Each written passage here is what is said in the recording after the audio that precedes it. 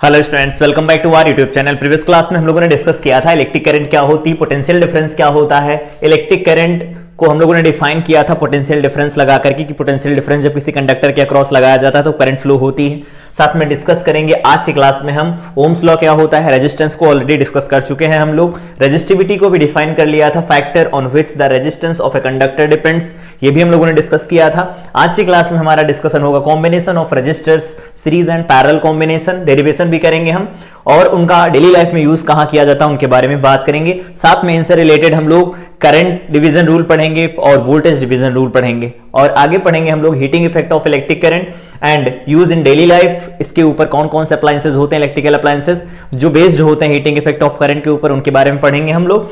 साथ में देखेंगे इलेक्ट्रिक पावर क्या होती है, इंटर रिलेशन देखेंगे between P, V, I and are.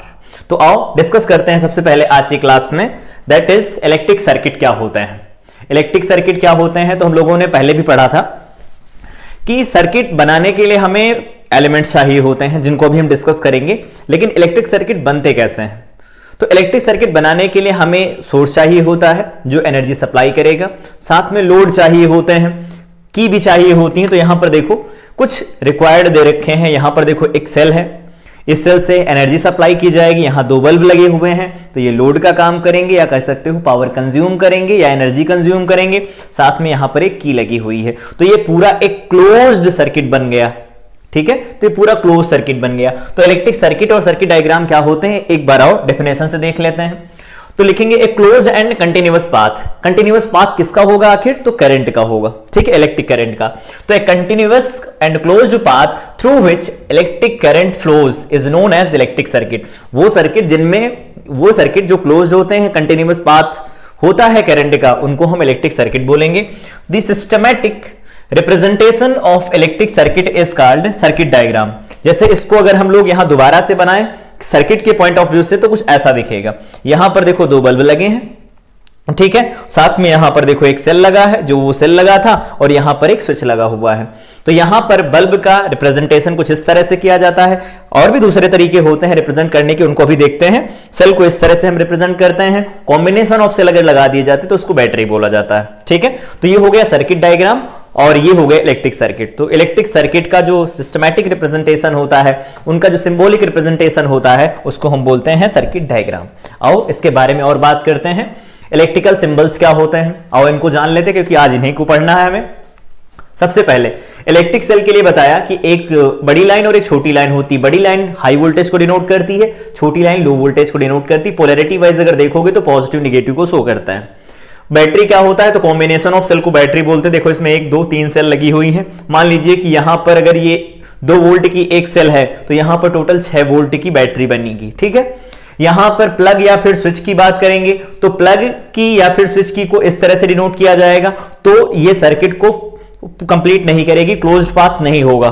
क्यों, क्योंकि ये बंद नहीं है। सर्किट है, मान लो वायर है, 2 वायर है, उनको कनेक्ट करने पर करंट फ्लो करते हैं, उनको हटा देने से करंट बंद हो जाती। तो ये की है, तो प्लग की या स्विच इस तरह से बनाया जाता है, ओपन होता है, क्लोज होता है तो उसमें डॉट लगा दिया जाता है कि हाँ सर्किट बंद है, इस समय पर पाथ जो है वो कंटिन्यूअस है। ठीक, यहां पर वायर ज्वाइंट को इस तरह से दिखाएंगे आप। अगर एक वायर को दूसरे वायर से ले जाना चाहते हैं, वो टच नहीं होने पाए तो इस तरह से आप दिखाएंगे। तो दोनों वायर एक दूसरे से टच नहीं है, इनके बीच में कोई इलेक्ट्रिकल कनेक्शन नहीं है, इसको ऐसा बोल सकते हैं।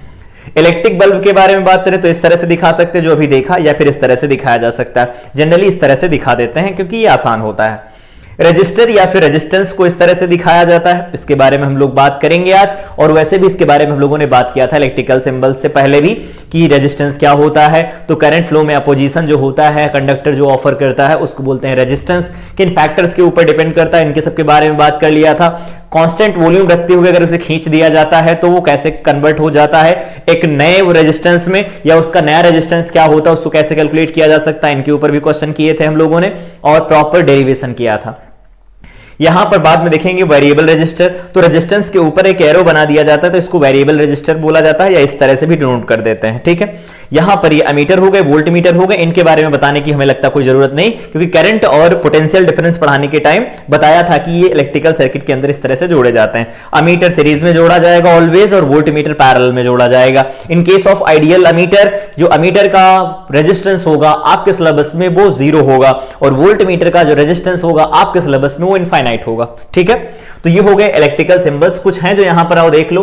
रियोस्टैट कुछ इस तरह से दिखता है, ठीक है, इस तरह से यहां से करंट एंटर करती है, यहां से मान लीजिए आपने करंट को एंटर करवाया और उसके बाद में यहां से करंट होते हुए गई, यहां से इसके अंदर करंट गई, फिर यहां से कलेक्ट कर ली जाएगी, इधर पर कलेक्ट कर सकते हैं, या यहां से कलेक्ट करेंगे तो इधर से करंट जाएगी, फिर इधर से कलेक्ट किया जाता है। मतलब 2 इनपुट हैं, आउटपुट में यहां पर ये एक आउटपुट है, तो इसमें से आप किधर भी कनेक्ट करना चाहें कनेक्ट कर सकते हैं। रेजिस्टेंस कितना ऑफर करवाना है वो आप पर डिपेंड करता है। ठीक है, अमीटर हो गए, ये वोल्ट मीटर हो गए।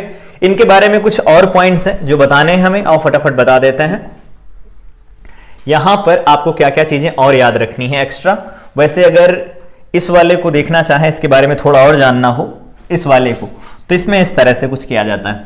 जैसे मान लीजिए कि आपने एक वायर यहां पर लिया, यहां कनेक्ट कर दिया, तो यहां से करंट चलेगी, इनमें पतले पतले वायर्स होते हैं, इनसे होते हुए फिर इसके अंदर एंटर करेगी, इससे एंटर होते हुए फिर वापस इधर आएगी, और यहां पर आप इसे कनेक्ट करके कलेक्ट कर सकते हैं। तो देखिए इस वाले शिफ्टर को अगर शिफ्ट कर दो, आप इधर शिफ्ट कर देंगे इसे, तो शिफ्ट करेंगे तो नंबर ऑफ टर्न्स कम होंगे या लेंथ कम होगी, क्योंकि पढ़ा था आर जो होता है वो डायरेक्टली प्रोपोर्शनल होता है लेंथ के। ठीक है, तो यहां पर कम अगर कंडक्टर आएगा, कम लेंथ आएगी कंडक्टर की, तो उस केस में रेजिस्टेंस कम ऑफर करेगा। आप इसे खींच के बिल्कुल किनारे कर दें, उसके बाद में आउटपुट लें, तो उस केस में क्या होगा, रेजिस्टेंस बढ़ जाएगा, और रेजिस्टेंस बढ़ेगा तो ऑब्वियस है करंट कम हो जाएगी। ठीक है, आज हम देखेंगे कि रिलेशन क्या होता है, V is equal to IR, इन सब के बारे में डिटेल डिस्कशन करेंगे। तो ये किस पर बेस्ड है, तो इसका प्रिंसिपल है कि रेजिस्टेंस ऑफ अ कंडक्टर जो होता है वो डायरेक्टली प्रोपोर्शनल होता है लेंथ के। जितनी लेंथ का हम कंडक्टर यूज करेंगे उसका रेजिस्टेंस उतना ज्यादा होगा। तो ये वेरिएबल रेजिस्टर होता है। रियोस्टैट जो होता है वेरिएबल रेजिस्टर होता है, कितना भी कम या ज्यादा हम कर सकते हैं इसे। ये वोल्टमीटर और ये मीटर हो गए। ठीक, सर्किट के अंदर इन्हें इस तरह से दिखाया जाता है, यहां पर लिखा गया A और V बना करके। ठीक, आओ आगे। इसके बाद पढ़ना है हमें ओम्स लॉ। सबसे इंपॉर्टेंट होता है करंट इलेक्ट्रिसिटी का ये लॉ। क्या कहता है ओम्स लॉ, तो हम लोगों ने देखा था किसी कंडक्टर में करंट फ्लो कर रही हो, तो जब करंट फ्लो करती है कंडक्टर के अंदर, तो उसके जो फ्री इलेक्ट्रॉन्स होते हैं वो तो फ्री इलेक्ट्रॉन से भी टकराते हैं, साथ में जो पॉजिटिव आयन होते हैं उनसे भी टकराते रहते हैं लगातार, जिससे क्या होता है, रेजिस्टेंस ऑफर होता है। ठीक है, ठीक, तो अगर रेजिस्टेंस ऑफर होगा, करंट फ्लो करती है, तो ये जो ओम्स लॉ है इसी से डील करता है बेसिकली। ये कहता है रेजिस्टर में जो वोल्टेज ड्रॉप होता है वो करंट की डायरेक्टली प्रोपोर्शनल होता है। रेजिस्टेंस में वोल्टेज ड्रॉप करंट की डायरेक्टली प्रोपोर्शनल होता है, ऐसा बोला है हमने। ठीक है, या फिर इसको दूसरी तरह से लैंग्वेज में बोला जाए तो बोल दें ये कंडक्टर है, तो कंडक्टर में जो करंट फ्लो करेगी वो इसके क्रॉस लगाए गए पोटेंशियल डिफरेंस के डायरेक्टली प्रोपोर्शनल होती है। दोनों स्टेटमेंट अपनी अपनी जगह पर अलग अलग सही हैं, इस बात का ध्यान रखना। ठीक है, आपके सिलेबस में कौन सा स्टेटमेंट दिया जाता है, आओ बात करते हैं। It gives a relationship between current and flow, current I flowing in a metallic wire। Basically metallic wire के लिए ही वैलिड रहता है, मेटल्स के लिए ही वैलिड रहता है। Potential difference V across its terminal. ठीक है, क्या स्टेट करता है, ये कहता है the current flowing through a metallic conductor. किसी मेटालिक कंडक्टर, मान लो ये मेटालिक कंडक्टर है, तो इसके अंदर जो करंट फ्लो करती है is directly proportional to the potential difference. वो डायरेक्टली प्रोपोर्शनल होती है कि इसके अक्रॉस कितना पोटेंशियल डिफरेंस लगाया गया, कितने वोल्ट का सेल या कितने वोल्ट की बैटरी लगाई गई, इस बात पर डिपेंड करता है। ठीक है, providing the physical condition such as temperature remains same. Temperature same रहना चाहिए, इस बात का ख्याल रखना है। तो टेम्परेचर सेम नहीं रहेगा तो क्या होगा, टेम्परेचर सेम नहीं रहेगा तो इसको हम ऐसे समझते हैं। पहले इसको आप देख लेते हैं कि यहां से देखो, ये एक बैटरी लगी है, यहां पर एक लोड लगा है जिसको आप लाइट बल्ब बोल रहे हैं, यहां पर फ्लो ऑफ इलेक्ट्रिक करंट इस तरह से चल रहा है लगातार। ठीक है, अब इसमें जो करंट फ्लो करेगी इस कंडक्टर में, कनेक्टिंग वायर्स जो हैं वो कंडक्टर हैं, इनमें जो करंट फ्लो करेगी वो किसके डायरेक्टली प्रोपोर्शनल होगी, तो यहां पर लिख सकते हैं ये ऐसा चल रहे हैं लगातार, यहां पर ये फ्री इलेक्ट्रॉन्स उधर मूव कर रहे हैं पॉजिटिव की तरफ, नेगेटिव से इन पर धक्का लग रहा है। देखा था पोटेंशियल डिफरेंस कैसे इन पर धक्का लगाता आगे की तरफ मूव करते हैं। तो ये बताता है कि जो V होता है वो डायरेक्टली प्रोपोर्शनल होता है I। ये कैसा स्टेटमेंट है, कह रहे हैं if V is the potential difference applied across the end of the conductor through which current I flows, then according to Ohm's law V directly proportional to I at constant temperature. जो voltage होगा जो भी voltage drop होगा किसी भी, जैसे मान लीजिए कंडक्टर है, कंडक्टर में कुछ वोल्टेज ड्रॉप होगा ना जब करंट फ्लो करेगी, तो वोल्टेज ड्रॉप उस करंट के डायरेक्टली प्रोपोर्शनल होता है एट कांस्टेंट टेंपरेचर। अब यहां से अगर मान लो हटा दिया जाए प्रोपोर्शनलिटी का साइन, तो एक कांस्टेंट आएगा जिसको आर बोला जाता है, और आर के बारे में बहुत डिटेल में आप लोग पढ़ चुके हैं। आर को बोला जाता है इलेक्ट्रिकल रेजिस्टेंस, या फिर बोलते हैं रेजिस्टर। बेसिकली जो मटेरियल होता है उसको रेजिस्टर बोला जाता है, जो रेजिस्टेंस ऑफर करता है उसकी प्रॉपर्टी को रेजिस्टेंस बोलते हैं। आई रिपीट दोबारा से कि रेजिस्टेंस क्या होता है, कोई बोलेगा तो बोलेंगे कंडक्टर की वो प्रॉपर्टी जो करंट फ्लो में अपोजिशन ऑफर करती है। फिर बोलेंगे कि रेजिस्टर क्या होता है, तो रेजिस्टर होता है वो इलेक्ट्रिकल एलिमेंट जो करंट फ्लो का अपोज करने के लिए लगाया जाता है, और वो जो अपोज करने की प्रॉपर्टी होती है उसको बोला जाता है रेजिस्टेंस। ठीक है, तो रेजिस्टर और रेजिस्टेंस में कंफ्यूज नहीं होना, दोनों अलग अलग टर्म है। रेजिस्टर होता है एलिमेंट और रेजिस्टेंस होती है प्रॉपर्टी। ठीक है, तो यहां से आई की वैल्यू निकल आएगी V, I is equal to V by R. यहां से देख सकते हैं आर क्या होता है, कांस्टेंट ऑफ प्रोपोर्शनलिटी का रेजिस्टेंस ऑफ द कंडक्टर। जो भी कंडक्टर यहां पर आप लेंगे उस कंडक्टर का रेजिस्टेंस होता है। इस डेफिनेशन के साथ प्रॉब्लम क्या होती है समझाने के टाइम देखो बताते हैं क्या होती है प्रॉब्लम। जैसे मान लीजिए इसको यहां ले आओ, जैसे हमने कहा कि यहां पर ये कोई कंडक्टर है और इसका रेजिस्टेंस आर है और इसमें करंट जा रही आई, तो ये है रेजिस्टेंस। रेजिस्टेंस ठीक है, रेजिस्टेंस में जो वोल्टेज ड्रॉप होता है वो आई के डायरेक्टली प्रोपोर्शनल होता है। ठीक है, तो यहां से निकालेंगे आप तो V is equal to I R निकल के आ जाता है, इससे मैच कर जाएगा।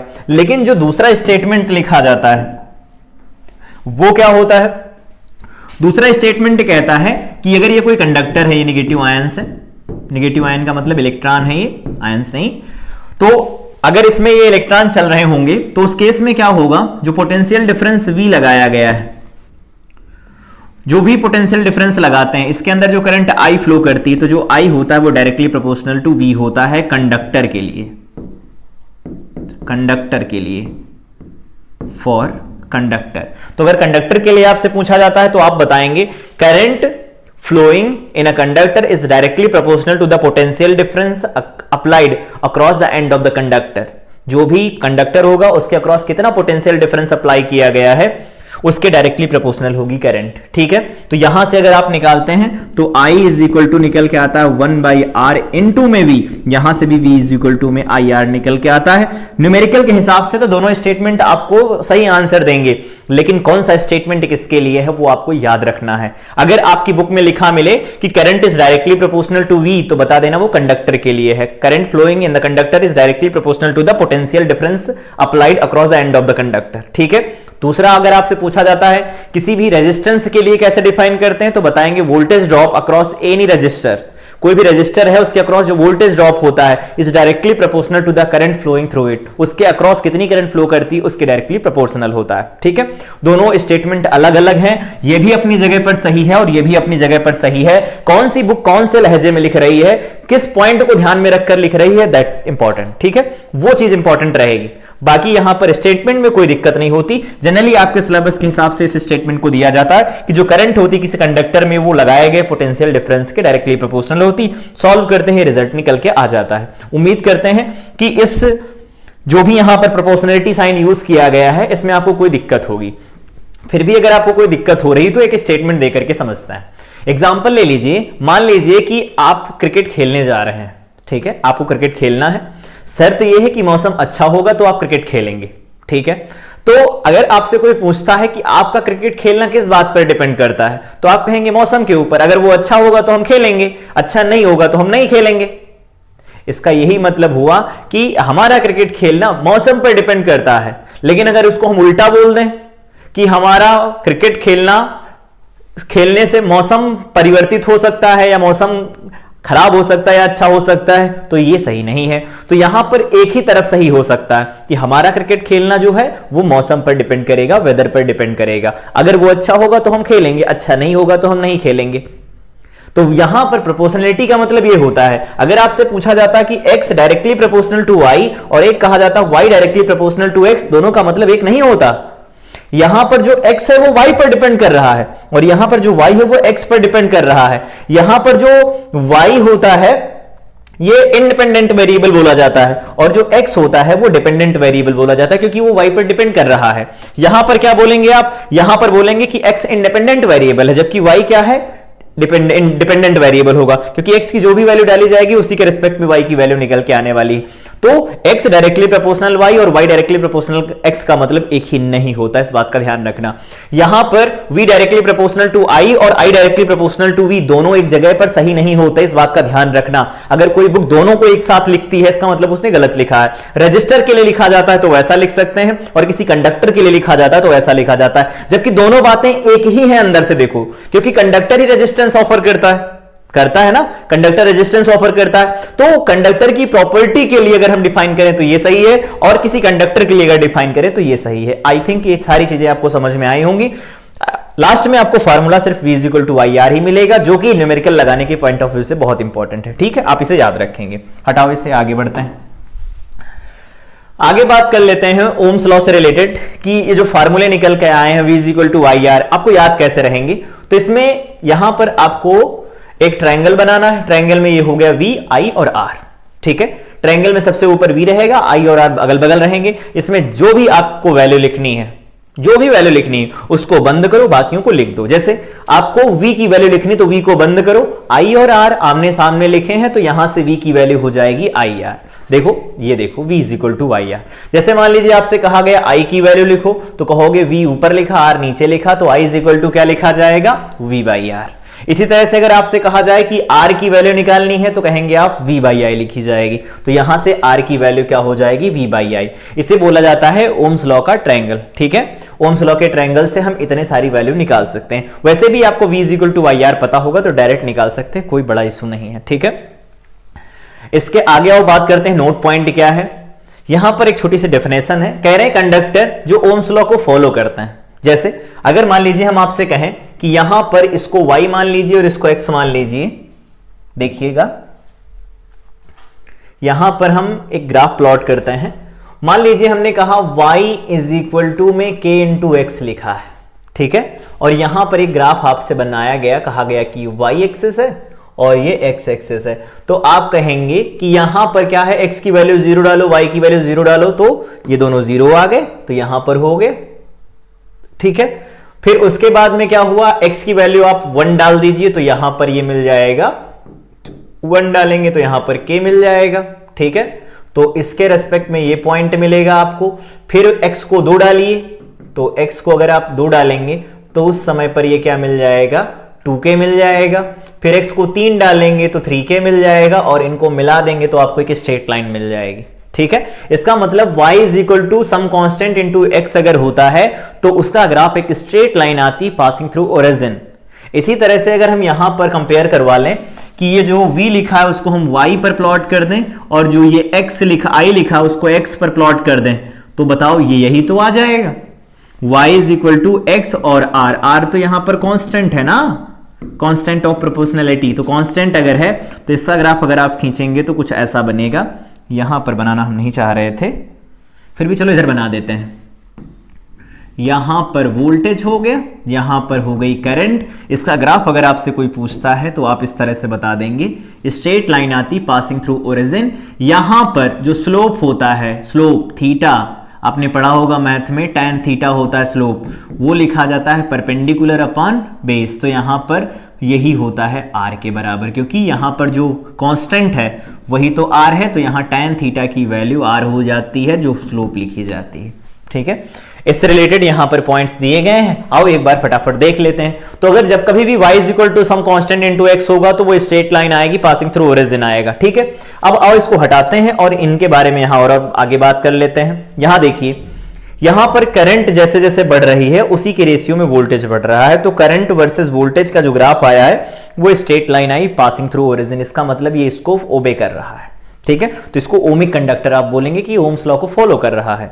ठीक है, दूसरा ये देखो टेढ़ा मेढ़ा सा, यहां से चला फिर इधर गया, फिर इधर गया, फिर इधर गया, यहां पर एक स्ट्रेट लाइन आई ही नहीं। इसका मतलब जो वोल्टेज है वो करंट के डायरेक्टली प्रोपोर्शनल नहीं है, करंट वोल्टेज के डायरेक्टली प्रोपोर्शनल नहीं है।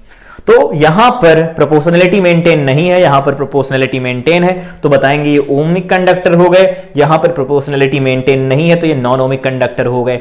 फिर बात आती कि ये तो देखने को मिल जाते हैं जनरली कंडक्टर, मतलब मेटल्स की बात कर लेते हैं। ये कहां देखने को मिलेंगे, तो यहां ये आपको देखने को मिलेंगे क्लास 12th में जब आप आएंगे वहां पर आप देखेंगे जो डायोड बने होते हैं, ट्रांजिस्टर बने होते हैं। तो डायोड जो होता है उसका ग्राफ स्ट्रेट लाइन ना करके एक कर्व आता है जो रैंडमली बढ़ता है ऊपर की तरफ और घटता है तो रैंडमली घटता है। तो ये नॉन ओमिक कंडक्टर के लिए हो गया, ये ओमिक कंडक्टर के लिए हो गया। तो आपसे कोई पूछता है कि ओम्स लॉ के बिहाफ पर हम कंडक्टर को कितने टाइप में बांट सकते हैं, तो 2 टाइप में बांट सकते हैं, जिनमें करंट फ्लो करवाई जाए और वोल्टेज करंट की डायरेक्टली प्रोपोर्शनल, दैट मीन वो ओमिक कंडक्टर है, और अगर ऐसा नहीं तो वो नॉन ओमिक कंडक्टर हो गए। ठीक, आओ आगे बात करते हैं। Next is experimental verification of Ohm's law. इसके लिए ग्राफ आओ देखो पहले बना है, diagram to verify Ohm's law. सबसे पहले क्या करना है, ये सर्किट डायग्राम है, ध्यान रखना इलेक्ट्रिकल नहीं है। यहां पर देखिए सबसे पहले क्या किया गया, एक बैटरी लगाई गई, ठीक है, ये बैटरी लगी है यहां पर। इस बैटरी के साथ में देखो हमें करंट देखनी थी इस रेजिस्टेंस में, तो इसके सीरीज में हमने क्या जोड़ दिया, अमीटर जोड़ दिया। यहां पर हम बनाते भी चलते हैं ताकि आपको कोई दिक्कत ना हो।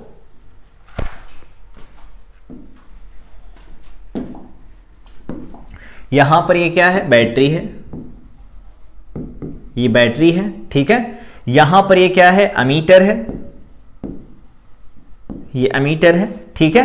यहां पर रेजिस्टेंस है जो कि लोड का काम कर रहा है। लोड का काम मतलब क्या है, यही एनर्जी कंज्यूम करेगा पूरे सर्किट के अंदर, ठीक है।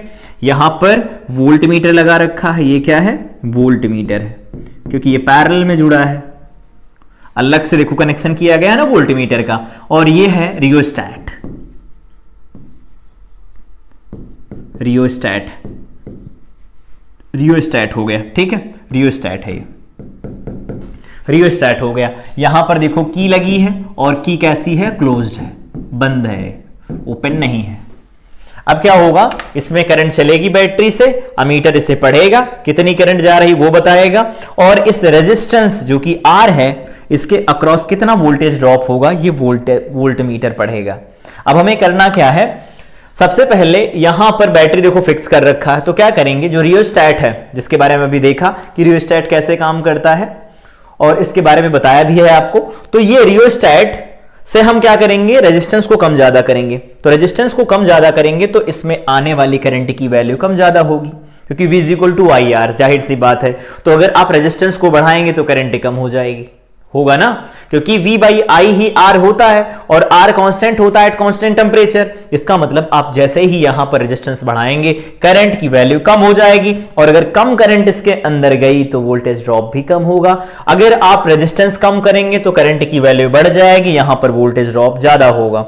तो क्या करना आपको, यहां से रेजिस्टेंस को कम ज्यादा करके, यहां से रेजिस्टेंस को कम ज्यादा करके वैल्यू लेनी है, रीडिंग लेनी है। एक तरफ आप अमीटर की रीडिंग लेंगे, एक तरफ आप वोल्ट मीटर की रीडिंग लेंगे, और यहां पर एक ग्राफ बनाएंगे। तो आइए ग्राफ बनाते हैं। यहां पर देखो V और I के बीच हमें ग्राफ बनाना है, तो इधर V प्लॉट कर रहे हैं हम लोग और इधर I प्लॉट कर रहे हैं। तो सबसे पहले मान लीजिए आपने कोई रीडिंग लिया, वो रीडिंग थी I1, करंट की रीडिंग I1, ये I1 किसकी होगी, अमीटर की रीडिंग होगी, ठीक है। उसके रिस्पेक्ट में जो वोल्ट मीटर ने पढ़ा उसने V1 पढ़ लिया, कोई भी डाटा हो सकता है, वो आप पढ़ेंगे तो पता चल जाएगा, ठीक है। इसका एक्सपेरिमेंटल वेरिफिकेशन अगर लैब वाइज देखना है तो इसके बाद आप जाकर के देख सकते हैं, इसको दोबारा से अपडेट कर दिया जाएगा। तो यहां पर I1 हो गया, ये V1 हो गया, ठीक है। इन दोनों को मिलाया तो ये पॉइंट मिला हमें। फिर उसके बाद में क्या किया, यहां से रेजिस्टेंस की वैल्यू कम की, रेजिस्टेंस कम किया, करंट की वैल्यू बढ़ा दिया, I2 हो गई करंट, उसके रिस्पेक्ट में जो मिला वोल्टेज वो मिला V2, और हमें एक नया पॉइंट मिल गया, ठीक है। उसके बाद में हमने I3 करंट ले ली, वोल्टेज और कम, मतलब रेजिस्टेंस और कम किया, करंट और बढ़ गई। उस केस में यहां पर वोल्टेज आया V3 और हमने एक और पॉइंट मिला। तो 1 2 3 पॉइंट अब तक मिल चुके हैं, एक और पॉइंट ले लो, उसके रिस्पेक्ट में यहां पर चले आए हैं। तो क्या किया, जैसे जैसे हम रेजिस्टेंस की, सबसे पहले रेजिस्टेंस बहुत ज्यादा रखो, करंट कम रहेगी, धीरे धीरे रेजिस्टेंस को कम करते आएंगे, कम करते आएंगे, कम करते आएंगे। उस केस में क्या होगा, वोल्टेज ड्रॉप जो बढ़ेगा, रेजिस्टेंस के अक्रॉस जो वोल्टेज ड्रॉप होगा वो बढ़ता जाएगा, ठीक है। इसमें इस तरह से मान लीजिए कि आपने कनेक्शन कर रखे हैं, यहां पर देखिए, जैसे मान लीजिए कि आपने ऐसा कनेक्शन किया है, ये ऐसा देखिएगा, सुनना ध्यान से। आपने मान लीजिए इस तरह से कनेक्शन किया हुआ है इसमें कि आपने एक वायर यहां जोड़ रखा है, ठीक है, और दूसरा वायर यहां जोड़ रखा है। तो यहां अगर वो आप जोड़ेंगे तो इनके अंदर बहुत छोटे छोटे तार होते हैं, आपको वहां से दिख नहीं रहे होंगे, फिर भी अगर आप देखेंगे तो इसमें बहुत छोटे छोटे तार होंगे। यहां से वायर जो जुड़ेगा उससे करंट अब डायरेक्ट तो इस वायर में जा नहीं सकती, तो क्या होगा, इन वायर्स के थ्रू होते होते होते होते होते होते होते इस स्लाइडर पर पहुंचेगी, इस स्लाइडर के पास। इस स्लाइडर के पास देखो यहां पर मेटालिक कनेक्शन लगा है, ये क्या करेगा, इस करंट को कलेक्ट कर लेगा और वापस इस एंड पर ले आएगा। यहां पर देखो वोल्ट लगा है, इससे एक यहां पर कनेक्ट कर देंगे और आउटपुट यहां से मिल जाएगा। तो शुरुआत में आपको यहां पर इसे रखना है, उसके बाद में कनेक्शन यहां और यहां पर कर दिया, फिर उसको फिक्स रखना। फिर क्या करना है, आपको इधर थोड़ा बढ़ाना है, करंट की वैल्यू देख लेनी है, वोल्टेज देख लेना, फिर थोड़ा इधर बढ़ाना है, करंट और वोल्टेज देख लेना है, फिर इधर बढ़ाना है, करंट और वोल्टेज देख लेना, फिर इधर बढ़ाना है, करंट और वोल्टेज देख लेना, फिर इधर बढ़ा के करंट और वोल्टेज देख लेना। देखो अब करंट यहां से एंटर करेगी तो डायरेक्ट कुछ नंबर ऑफ टर्न से पास करेगी और वापस इस स्लाइडर में जाएगी और इससे होकर के यहां कलेक्ट कर ली जाएगी। और लेकिन जब इधर साइड रहेगा, ये यहां पर रहेगा, तो उस केस में क्या होगा, यहां से करंट चलेगी, इसके अंदर बहुत पतले पतले तार हैं, उनमें बहुत लेंथ है, काफी लेंथ है, उस काफी लेंथ से जब पास होगी करंट और वापस से स्लाइडर में आएगी, जब यहां पर पहुंचेगी तो रेजिस्टेंस बढ़ेगा इस पूरे सर्किट का, और रेजिस्टेंस बढ़ेगा तो करंट की वैल्यू ऑब्वियस है कम हो जाएगी, ठीक है। तो यहां से यहां आने में करंट को ज्यादा रेजिस्टेंस ऑफर करना पड़ता है, यहां अगर रहती है तो कम रेजिस्टेंस लगता है, ठीक है। तो ये तो हो गया कि रियोस्टेट जो यहां पर लगाया गया वो इस तरह का पूरा दिखता है, ठीक है। कनेक्शन कैसे किए जाते हैं तो आपको पता चल गया। कनेक्शन आपको अगर इधर से करना है कि हम इधर से करना चाहते हैं, इधर से बताओ कैसे होगा, तो यहां पर आप कनेक्शन कर दीजिए, यहां कर दीजिए, स्लाइडर को सबसे किनारे इधर रखिए, इधर किनारे पर। अब देखिए यहां से जो करंट एंटर करेगी इस वाले एंड से, इसमें पूरे से होकर के इस स्लाइडर में जाएगी, स्लाइडर से होकर के इस वायर से होकर के यहां आएगी, ठीक है। लेकिन जैसे मान लीजिए आप इसको इधर किनारे ले आएंगे तो यहां से चलेगी, कुछ नंबर ऑफ टर्न से पास होगी, स्लाइडर में जाएगी और वापस से यहां कलेक्ट कर ली जाएगी। तो कनेक्शन आप किधर से कर रहे हैं वो इंपॉर्टेंट नहीं है, इंपॉर्टेंट ये है कि आप कितना रेजिस्टेंस ऑफर करवाना चाहते हैं वो इंपॉर्टेंट है, ठीक है। तो इस तरह से आपको सारे पॉइंट्स मिल जाएंगे। जैसे ही आपको सारे पॉइंट्स मिल जाएं उसके बाद में क्या करना है, देखो आगे, उसके बाद में सारे पॉइंट्स को कनेक्ट कर देना है। ये देखो सारे पॉइंट्स को कनेक्ट कर दिया, तो जैसे ही कनेक्ट किया एक स्ट्रेट लाइन आई पासिंग थ्रू ओरिजिन। अब यहां से देख सकते हैं कि जो वोल्टेज है वो करंट के डायरेक्टली प्रोपोर्शनल है, ठीक है, और यही होता है ओम्स लॉ, ठीक। अब आगे आओ बात कर लेते हैं, ये तो ओम्स लॉ हो गया, एक्सपेरिमेंटल वेरिफिकेशन हो गया, सेटअप भी मैंने आपको दिखा दिया। वोल्ट मीटर इस तरह का ऐसा होता है, इस तरह का वोल्ट मीटर होता है, आप लगाएंगे इसे, और इस तरह का होता है अमीटर, ठीक है। यहां पर देखना, ये होता है इस तरह का मीटर, ठीक। तो इस तरह का मीटर होता है और ये वोल्ट मीटर हो गया, यहां पर वोल्ट मीटर हो गया। लोड के लिए आप जोड़ सकते हैं, बल्ब कोई जोड़ लीजिए या कोई वायर जोड़ लीजिए, नाइक्रोम वायर जोड़ लीजिए और एक्सपेरिमेंट को परफॉर्म कर सकते हैं, ठीक है। रियोस्टेट को तो दिखा ही दिया, रियोस्टेट भी हो गया। तो जितना भी एक्सपेरिमेंटल वेरिफिकेशन का सामान है सब है, लेकिन यहां पर हमें सिर्फ थ्योरी के पॉइंट ऑफ व्यू से पढ़ना था तो इस तरह से पढ़ सकते हैं। अगर एक्सपेरिमेंट देखना चाहते हैं आप तो कुछ टाइम के बाद अपडेट कर दिया जाएगा। तो यहां पर इस तरह से ग्राफ बनता है, यहां पर V जो है I के डायरेक्टली प्रोपोर्शनल, तो ये बोल सकते हैं ओम्स लॉ इज वेरीफाइड, ठीक है। ओम्स लॉ को यहां पर वेरीफाई कर लिया गया। अब रेजिस्टर्स जो हैं, जैसे वायर हैं, वायर जो रेजिस्टेंस ऑफर करते हैं उनको हम कई तरीके से जोड़ सकते हैं, ठीक है। कौन कौन से तरीके हो सकते हैं, पहला हो सकता है सीरीज कनेक्शन। आखिर सीरीज कनेक्शन क्या होता है, देखो ऐसा, when two or more resistors are connected end to end, एक एंड जहां खत्म हो दूसरा वहीं शुरू हो जाए, दूसरे का एंड जहां खत्म हो तीसरा वहीं से शुरू हो जाए, एंड टू एंड कनेक्टेड होते हैं, then they are said to be connected in series, ठीक। कैसे, कुछ इस तरह से देखना, इस तरह से यहां पर एक बैटरी लगी है, देखो दो सेल लगे हैं ना तो इसको बैटरी बोलेंगे। यहां पर एक रेजिस्टेंस कनेक्ट किया, जैसे ये खत्म दूसरा कनेक्ट, दूसरा खत्म तीसरा कनेक्ट, तीनों के तीनों एक साथ एंड टू एंड कनेक्टेड हैं, तो इस कॉम्बिनेशन को बोला जाएगा सीरीज कॉम्बिनेशन, ठीक है, बढ़िया। अब यहां से चलेगी करंट, तो अगर करंट चलेगी तो यहां पर वोल्टेज मान लिया V1 है, वोल्टेज V2 है, वोल्टेज V3 है, लेकिन करंट तो सेम रहेगी ना, क्यों, क्योंकि एक ही वायर तो है, सिंगल वायर जिसमें करंट चलेगी, तो करंट बदल के तो चलेगी नहीं, सेम करंट पूरे में फ्लो करेगी। अब यहां से देखना, आप अगर वोल्टेज ड्रॉप लिखना चाहें R1 के अक्रॉस तो कहेंगे V is equal to I, according to Ohm's law लिखेंगे, तो V इज इक्वल टू में I तो सब में सेम, लेकिन R सबके अलग अलग होंगे, तो सब में वोल्टेज ड्रॉप अलग आएगा बट करंट सेम होगी। तो आओ सबसे पहले देख लेते हैं V1 की वैल्यू क्या आएगी। इस सर्किट को हमें बदल करके इस सर्किट में लेकर के आना, सिंप्लीफाइड सर्किट के अंदर, ठीक। मतलब यहां इन तीनों को हटाना है, तीनों को हटा करके कितना रेजिस्टेंस हमें ऐड करना पड़े जिसको हम आर इक्विवेलेंट बोलने वाले हैं, इसी आर इक्विवेलेंट की वैल्यू चाहिए। वोल्टेज वही रहेगा जो यहां से लगाया जाएगा, करंट उतनी ही फ्लो करनी चाहिए। तो हम इन R1 R2 R3 और इस आर इक्विवेलेंट में रिलेशन देखना चाहते हैं। तो सबसे पहले आप वोल्टेज अक्रॉस R1 लिखिए, तो V1 इज इक्वल टू हो जाएगा IR1, V2 हो जाएगा I इंटू R2, V3 हो जाए, यहां V3 होगा IR3 हो जाएगा। तो क्या क्या बनेंगे आओ देखो, V1 is equal to IR1, V2 is equal to IR2, V3 is equal to IR3। अब सबको जोड़ लो, सबको जोड़ेंगे आप तो क्या होगा, सबको जोड़ेंगे तो यहां हो जाएगा V1 plus V2 plus V3। V1 plus V2 plus V3 क्या है, ड्रॉप है, खर्चा हुआ वोल्टेज है ये, और पूरा खर्चा हुआ वोल्टेज किसके बराबर होगा, बिल्कुल सही, वो बैटरी के वोल्टेज के बराबर आएगा। तो इन सब का सम कर लीजिए, इसके बराबर कर दीजिए, तो V1 plus V2 plus V3 किसके बराबर होगा, V के। तो क्या किया गया, इन सबको जोड़ लिया गया, LHS में बना V1 plus V2 plus V3, उसको V लिख दिया, RHS में I को कॉमन ले लिया तो R1 plus R2 plus R3 बना। ठीक है, अब इस वाले का रोल आया, इस वाले के रोल में अगर लिखें तो कहेंगे कि उन सबको हटा के आर इक्विवेलेंट लगाया गया, आई करंट फ्लो कर रही, वोल्टेज ड्रॉप वही, मतलब वोल्टेज जो लगाया गया वही है। तो क्या करेंगे, हम यहां से भी लिख सकते हैं V is equal to I R. तो V is equal to current तो वही रहेगी क्योंकि उसी को रिप्लेस करना है इसमें, तो आर इक्विवेलेंट लिख दिया, इस आर इक्विवेलेंट की वैल्यू है। देखो वहां से भी वोल्टेज है, यहां से भी वोल्टेज है, दोनों को इक्वेट कर लीजिए तो क्या होगा, आई इंटू में आर इक्विवेलेंट, आई इंटू में आर इक्विवेलेंट जो होगा वो इसके बराबर आ जाएगा, दोनों साइड से आई और आई कैंसिल हो जाएगा।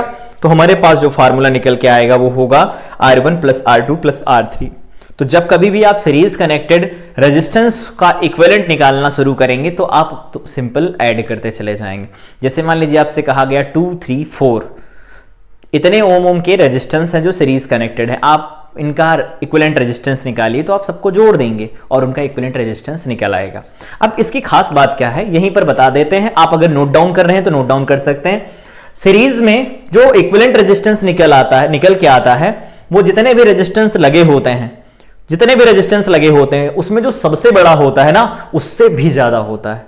क्या मतलब, मान लीजिए आपने यहां 2 लगाया, 3 लगाया, यहां पर 5 लगाया, तो 2 3 5 5 10 हुआ कि नहीं हुआ, तो आर इक्विवेलेंट आया 10, तो 10 देखो 5 से भी बड़ा, 3 से भी बड़ा, 2 से भी बड़ा होगा कि नहीं होगा। इसका मतलब है जब भी हमें कभी ज्यादा रेजिस्टेंस चाहिए होगा, बहुत ज्यादा रेजिस्टेंस चाहिए, इन दैट केस क्या करना होगा, हमें कॉम्बिनेशन जो करना पड़ेगा वो सीरीज कॉम्बिनेशन ऑफ रजिस्टर होगा। ठीक है, और अगर इसमें देखा जाए कि कौन कौन सी खासियत होती है तो खासियत में देख सकते हैं आप, current in each resistor is same, current हर एक रजिस्टर में है same, but voltage drop across each resistance is different. हर एक वोल्टेज ड्रॉप जितना भी है हर एक रजिस्टर के अक्रॉस या रेजिस्टेंस के अक्रॉस वो क्या है, डिफरेंट है। क्यों, क्योंकि अगर हम वोल्टेज ड्रॉप अलग अलग रखेंगे, मतलब यहां पर रेजिस्टेंस की वैल्यू अलग अलग होगी, करंट सेम रहेगी, तो वोल्टेज ड्रॉप सबका अलग अलग आएगा।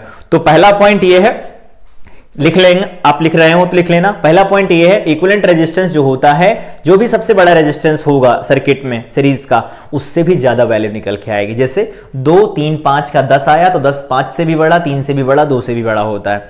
दूसरा पॉइंट क्या होता है, वोल्टेज ड्रॉप जो होता है वो डिफरेंट होता है। ठीक है, और करंट की वैल्यू जो होती है वो सेम होती है। ठीक है, फार्मूला क्या होता है तो आप बताएंगे, आर इक्विवेलेंट जो लिखा जाता है R1 plus R2 plus R3 लिखा जाता है। अब बात कर लेते हैं, इससे रिलेटेड एक पॉइंट है जिसको बोला जाता है वोल्टेज डिवीजन रूल। वैसे आपके सिलेबस की अगर बात करें तो उसमें क्वेश्चन लगाना सिखाया जाता है, इस रूल का जिक्र नहीं किया जाता, लेकिन हम बताते हैं क्या होता है। बहुत इजी है, कोई घबराने की जरूरत नहीं कि ये VDR क्या होता है, वोल्टेज डिवीजन रूल क्या होता है।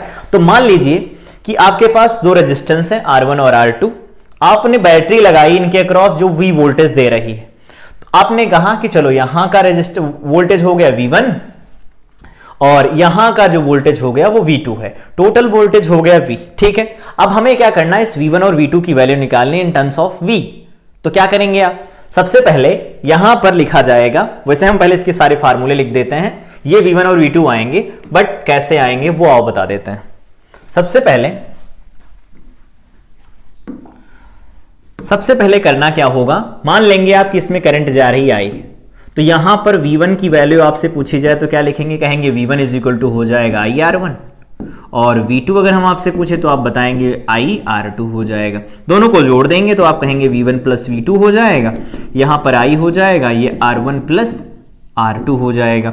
V1 प्लस V2 किसके बराबर होगा, तो V के बराबर हो जाएगा, यहाँ I हो जाएगा, ये हो जाएगा R1 प्लस R2। ठीक है, हमें यहां पर V1 की वैल्यू चाहिए।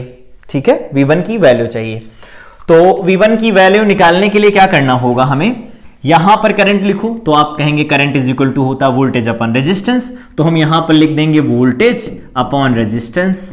और इसी तरह से इधर की अगर बात करें तो यहां पर भी आप कहेंगे कि करंट की वैल्यू यहां जितनी वहां भी उतनी, तो यहां तो आ गई V1 बाई R1, यहां पर आ जाएगा V2 बाई R2।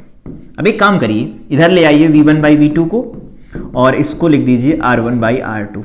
वैसे डायरेक्ट इसको लगाने की जरूरत ही नहीं, डायरेक्ट इसी से निकाल सकते हैं आप। एक काम करिए, ऊपर नीचे मतलब क्या करना है, इसमें दोनों साइड 1 जोड़ दो, तो ये हो जाएगा V1 प्लस, या ऐसे लिख दो V1 प्लस V2 हो जाएगा ना, जैसे 1 जोड़ेंगे आप इसमें तो ये इधर एलसीएम हो जाएगा, तो V1 प्लस V2 हो जाएगा, नीचे V2 हो जाएगा, यहां पर R1 प्लस R2 हो जाएगा, यहां पर R2 हो जाएगा। अगर आपसे कहें कि V1 प्लस V2 क्या है तो आप बताएंगे V के बराबर है, तो यहां पर लिख देंगे V डिवाइडेड बाई में V2 इज इक्वल टू में R1 plus R2 by R2 बन जाएगा। तो अगर V2 की वैल्यू आपसे कोई पूछेगा तो कहेंगे V2 इज इक्वल टू क्या होगा, V इंटू R2, तो देखो V इंटू में R2 डिवाइडेड बाई में R1 प्लस R2। इसी तरह से आप V1 भी निकाल सकते हैं, कोई नया इशू नहीं है। इसे बोला जाता है वोल्टेज डिवीजन रूल। एक क्वेश्चन अगर आपको हम करवाएं तो कुछ ऐसा हो सकता है, यहां से इसको हटा देते हैं फिर बताते हैं, पैरेलल देख लेते हैं और फिर क्वेश्चन करते हैं, एक ही साथ कर लेंगे क्वेश्चन, या फिर आओ कर लेते हैं, क्या दिक्कत है, जल्दी क्या है इतनी, कर लेते हैं क्वेश्चन। आपसे पूछते हैं हम क्वेश्चन, आप बताओ। जैसे मान लीजिए कि यहां पर एक रेजिस्टेंस लगा है, एक रेजिस्टेंस यहां है, ये 3 ओम है और ये 2 ओम है। इसके अक्रॉस जो वोल्टेज लगाया गया है, जो बैटरी लगी है, सेल लगा, जो भी लगा है, वो वोल्टेज दे रहा है 5 वोल्ट का। ठीक है, 5 वोल्ट दे रहा है। तो आपसे ये कहा गया कि यहां पर वोल्टेज कितना होगा और यहां पर वोल्टेज कितना होगा, डायरेक्ट बताओ। तो आप कहेंगे फार्मूला तो हमें पता है, जिसका वोल्टेज ड्रॉप लिखना है उसका रेजिस्टेंस लिख दो, तो हमें 3 में लिखना है, V1 की वैल्यू 3 में ही तो है, तो कहेंगे आप 3 लिख दो, फिर दोनों का सम लिख दो नीचे, फिर दोनों का सम लिख दो 5, और इनटू में कितना लगाया गया वोल्टेज लिखा जाता है V, तो लगाया गया वोल्टेज हो गया 5, तो यहां पर कितना आ गया, 3 वोल्ट आ गया। चलो बढ़िया। अगर V2 लिखना है तो आप कहेंगे V2 का रेजिस्टेंस लिखो पहले, तो 2 लिख दो और दोनों का सम लिख दो, तो 5 हो गया, लगाया गया वोल्टेज 5 हो गया, तो कितना आ गया, 2 वोल्ट आ गया। आपको यहां पर ओम्स लॉ लगाने की जरूरत ही नहीं पड़ी कि V is equal to IR, चलो लगाओ, नहीं लगाना, डायरेक्ट लगा सकते हैं आप। इसे बोला जाता है वोल्टेज डिवीजन रूल। वोल्टेज को सीरीज में कैसे बांटा जाता है। ठीक, आगे आओ बात करते हैं पैरेलल के बारे में, कि पैरेलल कनेक्शन क्या होता है। तो जैसे मान लीजिए आपने 2 पॉइंट फिक्स कर दिए, उन 2 पॉइंट के क्रॉस आपने बैटरी जोड़ दी, और उन्हीं 2 पॉइंट की कनेक्शन के सारे आपने एक से ज्यादा रेजिस्टेंस जोड़ दिए, कुछ इस तरह से, मान लीजिए कुछ इस तरह से आपने जोड़ा। यहां पर आपने एक पॉइंट फिक्स किया, एक पॉइंट यहां पर फिक्स किया, यहां पर बैटरी आपने जोड़ दिया, R1 R2 R3 आपने ऐड कर दी है। ठीक है, वहां पर करंट सेम थी सीरीज में, यहां पर वोल्टेज सेम होता है, इसीलिए देखो लिखा R1V R2V R3V, मतलब रेजिस्टेंस R1 है, वोल्टेज V है, R2 है, वोल्टेज V है, R3 है, वोल्टेज V है। तो यहां पर I1 I2 और I3 डिफरेंट करंट फ्लो करेंगे। क्यों? क्योंकि सामने जो रेजिस्टेंस है R1 R2 R3 उनकी वैल्यू अलग अलग है और रास्ते अलग अलग हैं, रेजिस्टेंस अलग अलग होगा तो करंट बटेगी। करंट बटेगी, इसका मतलब I1 plus I2 plus I3 अगर लिखा जाए तो वो सब मिला के I ही होगा, क्योंकि पूरी करंट जो बैटरी दे रही है वो I है, तो सबका सम I के बराबर होगा। ठीक है, तो वहां पर आप लिखेंगे करंट हर एक रजिस्टर में सेम होती है, यहां पर voltage drop across each resistor is same. ठीक, अब हमें करना क्या है, हमें इस सर्किट में पहले निकालना पड़ेगा I1 I2 और I3। I is equal to V by R होता है, याद होगा, देखा था भी ट्रायंगल लॉ। तो हमें सबसे पहले क्या लिखना होगा, यहां पर I1, तो I1 की वैल्यू क्या लिखेंगे, I1 की वैल्यू लिखी जाएगी यहां पर V, ये क्या लिखा है V बाई R, रुको लिख देते हैं सारी चीजें। ये देखो यहां पर आप इसे सही कर लेना, ये V है, ठीक, ये V, ये V है। ठीक, अब ये V हो गया, तो I1 की वैल्यू आप लिखेंगे तो कहेंगे वोल्टेज बाई रेजिस्टेंस, तो वोल्टेज तो सबके अक्रॉस V है, तो कहेंगे V by R1 V by R2 V by R3। फिर बताएंगे कि जितनी भी करंट आई वो आई कहां से, बैटरी से, और बैटरी ने कितनी करंट दिया, I, इसका मतलब सबका सम किसके बराबर होना चाहिए, सबका सम बराबर होना चाहिए I के। तो क्या किया हमने, I1 plus I2 plus I3 को ऐड कर दिया, तो I1 plus I3 plus I1 plus I2 plus I3 को I लिख दिया, और यहां पर वोल्टेज देखो कॉमन मिल रहा था, कॉमन ले लिया तो 1/R1 plus 1/R2 plus 1/R3 आया। अब हमें क्या करना है, इस सर्किट को कनेक्ट करना है, दूसरे सर्किट में कन्वर्ट करना है। तो R इक्विवेलेंट यहां हो गया, करंट I चलेगी, वोल्टेज V होगा। तो एक काम करो, यहां से भी I निकाल लो, और क्या, तो यहां से I निकाल लिया, तो I इज इक्वल टू होगा V/R इक्विवेलेंट होगा। तो अब क्या करना है, ये भी देखो करंट की वैल्यू है, वो भी करंट की वैल्यू है। तो अगर ये भी करंट की वैल्यू है, वो भी करंट की वैल्यू है, इसका मतलब दोनों वैल्यू सेम है, क्योंकि ये सर्किट इस सर्किट के इक्विवेलेंट है, या कह सकते हो उस सर्किट के इक्विवेलेंट ये सर्किट बनाया है हमने। करना क्या है, I और I दोनों को इक्वेट करा दो, दोनों को बराबर कर दो। दोनों को बराबर करेंगे तो यहां से आएगा V/R equivalent, V/R equivalent is equal to, उधर क्या लिखा है, V 1/R1 plus 1/R2 plus 1/R3। ठीक, अब करना क्या है, यहां पर R3 होगा, ध्यान रखना ये 3 है, ठीक है, V/R3। अब करना क्या है, देखो यहां से और यहां से ये V कैंसिल हो गया। अब हमारे पास फार्मूला निकल के आएगा 1/R equivalent is equal to 1/R1 plus 1/R2 plus 1/R3। देखो यहां पर जो रेजिस्टेंस निकल के आया उसका फार्मूला है 1/, मतलब पहले उनका रेसिप्रोकल लो, तो जो R इक्विवेलेंट निकल के आएगा उन सब का इनवर्स सम होगा। मतलब 1/R इक्विवेलेंट जो लिखेंगे आप, 1/R1 plus 1/R2 plus 1/R3 plus 1/R4 plus 1/R5 plus dot dot जितने भी होंगे सबको 1/1/1 प्लस करके जोड़ते चले जाएंगे। आपको सीरीज में जैसे मिल रहा था प्लस करके डायरेक्ट, यहां पर 1 करके प्लस करते चले जाएंगे, तो आपको इक्विवेलेंट रेजिस्टेंस मिल जाएगा। ठीक है, उम्मीद करते हैं कि ये समझ में आया होगा। अब और इससे रिलेटेड पॉइंट हम देख लेते हैं, जो कि है करंट डिवीजन रूल। क्या कहता है करंट डिवीजन रूल? तो करंट डिवीजन रूल की अगर हम बात करें, करंट डिवीजन रूल की अगर हम बात करें तो क्या बोल सकते हैं, एक मिनट रुकना। करंट डिवीजन रूल की अगर बात की जाए तो ये है सर्किट हमारे पास। मान लीजिए कि दो रेजिस्टेंस है R1 और R2, दोनों में डिफरेंट करंट जा रही है। अब ऑब्वियस है अलग अलग हैं, उनमें करंट अगर I आ रही है तो करंट बढ़ जाएगी, तो I करंट I, इसमें I1 चली गई, इसमें R2 चली गई, और इसके क्रॉस वोल्टेज भी, इसके क्रॉस वोल्टेज भी, क्योंकि पैरेलल में वोल्टेज सेम होता है। ठीक है, पैरेलल में वोल्टेज सेम होता है। इसको आप समझेंगे जब आप क्लास 12th में जाएंगे, वहां पर आपको पढ़ाया जाएगा किरचॉफ्स वोल्टेज रूल, जिसको KVL बोला जाता है। तो किरचॉफ वोल्टेज रूल के अकॉर्डिंग आप प्रूफ कर पाएंगे कि हाँ क्यों ऐसा होता है, या फिर हम ऐसे क्यों लिखते हैं कि जो पैरेलल में होता है वो वोल्टेज सेम रहता है। ठीक है, वो वहां पर जब जाएंगे आप तो पढ़ सकते हैं। ठीक, तो यहां पर ये R1 और R2 हो गए, दोनों के क्रॉस वोल्टेज हो गया VV, और यहां पर हो गया I1 और I2, आने वाली करंट I है। हमें बताना है कि ये I जो I1 और I2 में बटेगी वो किस रेशियो में बटेगी। ठीक है, तो इसमें जस्ट याद रख सकते हैं कि वोल्टेज सब जगह सेम है। ठीक है, वोल्टेज सेम है, मतलब दोनों रेजिस्टेंस के अक्रॉस जो वोल्टेज बनेगा वो है सेम।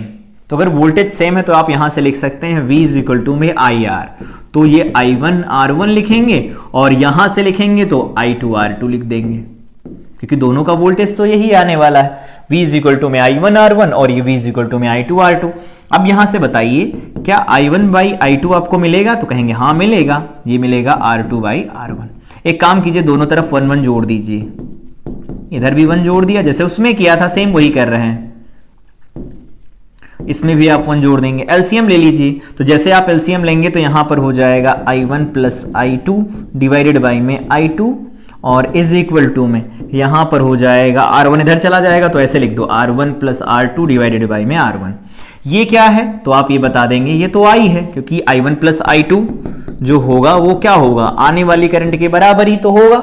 ठीक, तो ये I हो गया। तो अगर यहां से आपसे पूछा जाए कि बताओ I2 कितना आया, तो आप बताएंगे I2 आ जाएगा, यहां से I2 देखो तो इसको नीचे उतार देंगे आप, तो बताएंगे R1 प्लस R2 को इधर नीचे उतार दिया हमने, और R1 चला गया इधर मल्टीप्लाई होने, और इनटू में आ जाएगी करंट, तो इनकमिंग करंट। तो ये हमारे पास वैल्यू निकल के आएगी, यही हमारे पास यहां पर लिखे हैं। तो ये पूरे डेरिवेशन होता है। एज सच आपको डेरिवेशन की कोई जरूरत नहीं है, क्योंकि अभी देखो क्वेश्चन लगा के बताते हैं। तो यहां पर जो फार्मूला निकल के आएगा देख लीजिए, रेजिस्टेंस के इनवर्स रेशियो में करंट डिवाइड होती है, वहां पर वोल्टेज का रेजिस्टेंस के डायरेक्ट रेशियो में डिवाइड हो रहा था। ठीक है, तो आपको मान लीजिए क्वेश्चन दिया जाए कि एक क्वेश्चन कीजिए कि आने वाली करंट, अगर इधर देखिए मान लीजिए ऐसा सर्किट बना है, इधर करंट आ रही I, इधर दो रेजिस्टेंस है, इसमें कुछ करंट जा रही है और इसमें कुछ करंट जा रही है। आप कहेंगे ये क्यों पढ़ा रहे हैं हम, तो इस पर एक क्वेश्चन पूछा गया है। जब क्वेश्चन प्रैक्टिस करेंगे न्यूमेरिकल की तो उसमें आपको बताएंगे क्यों पढ़ाया था। ठीक है, तो यहां पर मान लीजिए कि रेजिस्टेंस दिया गया है R1 R2, वापस से यहां पर आई करंट चली जाएगी। मान लीजिए कि हम आपसे कहते हैं यहां पर 2 ओम है और यहां पर 3 ओम है और इसमें आने वाली करंट की वैल्यू 5 एम्पियर है और आपसे हम ये पूछ रहे हैं कि बताओ इसमें कितनी करंट जाएगी और इसमें कितनी करंट जाएगी। तो आपने कहा इसमें करंट जाएगी I1, इसमें करंट जाएगी I2, तो हम कहेंगे I1 बताओ। तो बताना कुछ नहीं है आपको, डायरेक्ट करना ये है I1 की मान चाहिए हमें, तो जो I1 जिसमें जा रही है उसका रेजिस्टेंस नहीं, उसके सामने वाले का रेजिस्टेंस लिखो। तो 3 लिख दो यहां पर और फिर दोनों रेजिस्टेंस को जोड़ दो, 5 लिख दो और फिर आने वाली करंट लिख दो, कितनी आ रही 5। तो इसमें कितनी जाएगी 3 एम्पियर जाएगी। अब इस वाले में बांटना चाहो बांटो, नहीं तो कह दो 5 आ रही थी 3 उधर चली गई तो बची 2 इधर चली जाएगी। फिर भी आओ लिख लेते हैं। यहां पर लिखना तो कहेंगे जिसमें नहीं जा रही करंट वो रेजिस्टेंस लिखो, फिर दोनों का सम लिखो और इनटू में आने वाली करंट लिखो, तो इज इक्वल टू में कितना आ जाएगा 2 एम्पियर करंट आ जाएगी। इस तरह से करंट को डिवाइड किया जाता है, इसे बोला जाता है करंट डिवीजन रूल। शॉर्टकट में आप इसे CDR कह सकते हैं। ठीक, चलो आगे बात करते हैं। यहां पर house hold distribution of current, घर के अंदर करंट का डिस्ट्रीब्यूशन कैसे होता है उसके बारे में आओ जानते हैं कुछ। ठीक है, चलो इसके बारे में हमें कुछ पॉइंट्स लिखने पड़ेंगे, तो आप भी लिखते रहेंगे हमारे साथ। सबसे पहले यहां पर देखिएगा, यहां इस जगह पर यहां पर ये पोल है। ठीक है, घर के बाहर वाला पोल है। ठीक है, इस पोल से यहां से सप्लाई आ रही है। जहां पर ये इस तरह के पोल आपको दिखते हैं इसका मतलब है ये लो वोल्टेज वाले पोल हैं, लो वोल्टेज वाले पोल हैं। ठीक है, या कह सकते हो लो वोल्टेज का मतलब ये होता है जनरली 230 वोल्ट, 440 वोल्ट। ठीक है, और कहीं कहीं पर ये 11,000 वोल्ट तक के हो सकते हैं, तो इतने वोल्टेज तक के ये हो सकते हैं। ठीक है, इससे ज्यादा के लिए आपने देखा होगा बड़े बड़े होते हैं खंभे, वो लगाए जाते हैं, तो वो नहीं, छोटा सा खंभा लगा है। तो ये पोल है, यहां से सप्लाई आएगी, यहां से सप्लाई आएगी आपके यहां पर डिस्ट्रीब्यूशन बॉक्स में, डिस्ट्रीब्यूशन बॉक्स में आएगी। ठीक है, आप यहां से इसे अलग अलग सप्लाई देंगे। तो आपने यहां पर सप्लाई दिया, यहां से करंट चली, यहां पर स्विच है। ठीक है, यहां पर ये मान लीजिए फ्रिज लगा है, फ्रिज लगा है, फ्रिज लगा है, स्पेलिंग देख लेना D। ठीक है, फ्रिज लगा है, तो ये फ्रिज है। ठीक है, यहां पर लैपटॉप रखा है, एक चार्ज हो रहा है और यहां पर टीवी चल रही है, मान लेते हैं टीवी चल रही है। ठीक, अब ध्यान से सुनना, इस फ्रिज को ऑपरेट करने में, इस लैपटॉप को चार्ज होने में, इस टीवी को रन करने में हमें अलग अलग करंट चाहिए, बिल्कुल चाहिए। तो अगर हमें अलग अलग करंट चाहिए तो हम सीरीज अगर दे दें कनेक्शन, तो सीरीज कनेक्शन में तो सब सेम रहता है, करंट की वैल्यू तो सेम रहती है। अगर सीरीज कनेक्ट कर देंगे आप इनको, तो जिसमें कम करंट की रिक्वायरमेंट होगी, आपने ज्यादा करंट भेज दी है, तो उस केस में वो चल जाएगा। और जिसमें कम करंट चाहिए, मतलब जिसमें ज्यादा करंट चाहिए आपने कम करंट भेजी, तो वो ऑपरेट नहीं करेगा। मतलब क्या है, एक साथ में ये दिक्कत है कि अगर आप इनको सीरीज कनेक्ट करेंगे तो सीरीज कनेक्शन में दिक्कत ये है करंट सब में सेम जाएगी, लेकिन सबको अलग अलग करंट की रिक्वायरमेंट होती है। तो यहां पर आप पॉइंट वाइज लिखना चाहें तो लिख सकते हैं। पहला पॉइंट होता है जो घर की वायरिंग की जाती है वो किसमें की जाती है, पैरेलल में। पैरेलल में, कोई पूछेगा पैरेलल में क्यों की जाती, तो आप बताएंगे डिफरेंट अप्लायंसेस जो होते हैं, डिफरेंस अप्लायंसेस जो होते हैं वो ऑपरेट करते हैं एट डिफरेंट करंट, और करंट डिफरेंट किसमें होती है, तो आप फिर से वापस वहीं से बताएंगे कि पैरेलल में करंट डिफरेंट होती है। डिफरेंट अप्लायंसेस को ऑपरेट करने के लिए डिफरेंट करंट रिक्वायर्ड होती है। ठीक है, और इसकी खास बात क्या होती है पैरेलल की, तो पैरेलल कनेक्शन की खास बात और एक होती है, वो होती है कि वोल्टेज जो होता है वो सेम होता है अक्रॉस ईच अप्लायंस। हर एक अप्लायंस जो लगा होगा इलेक्ट्रिकल अप्लायंस, उसमें क्या होगा, वोल्टेज जो होगा वो सेम जाएगा। ठीक है, इसमें और क्या अच्छा होता है, तो पैरेलल कनेक्शन में और अच्छा होता है कि अगर वन अप्लायंस डिस्टर्ब हो जाए,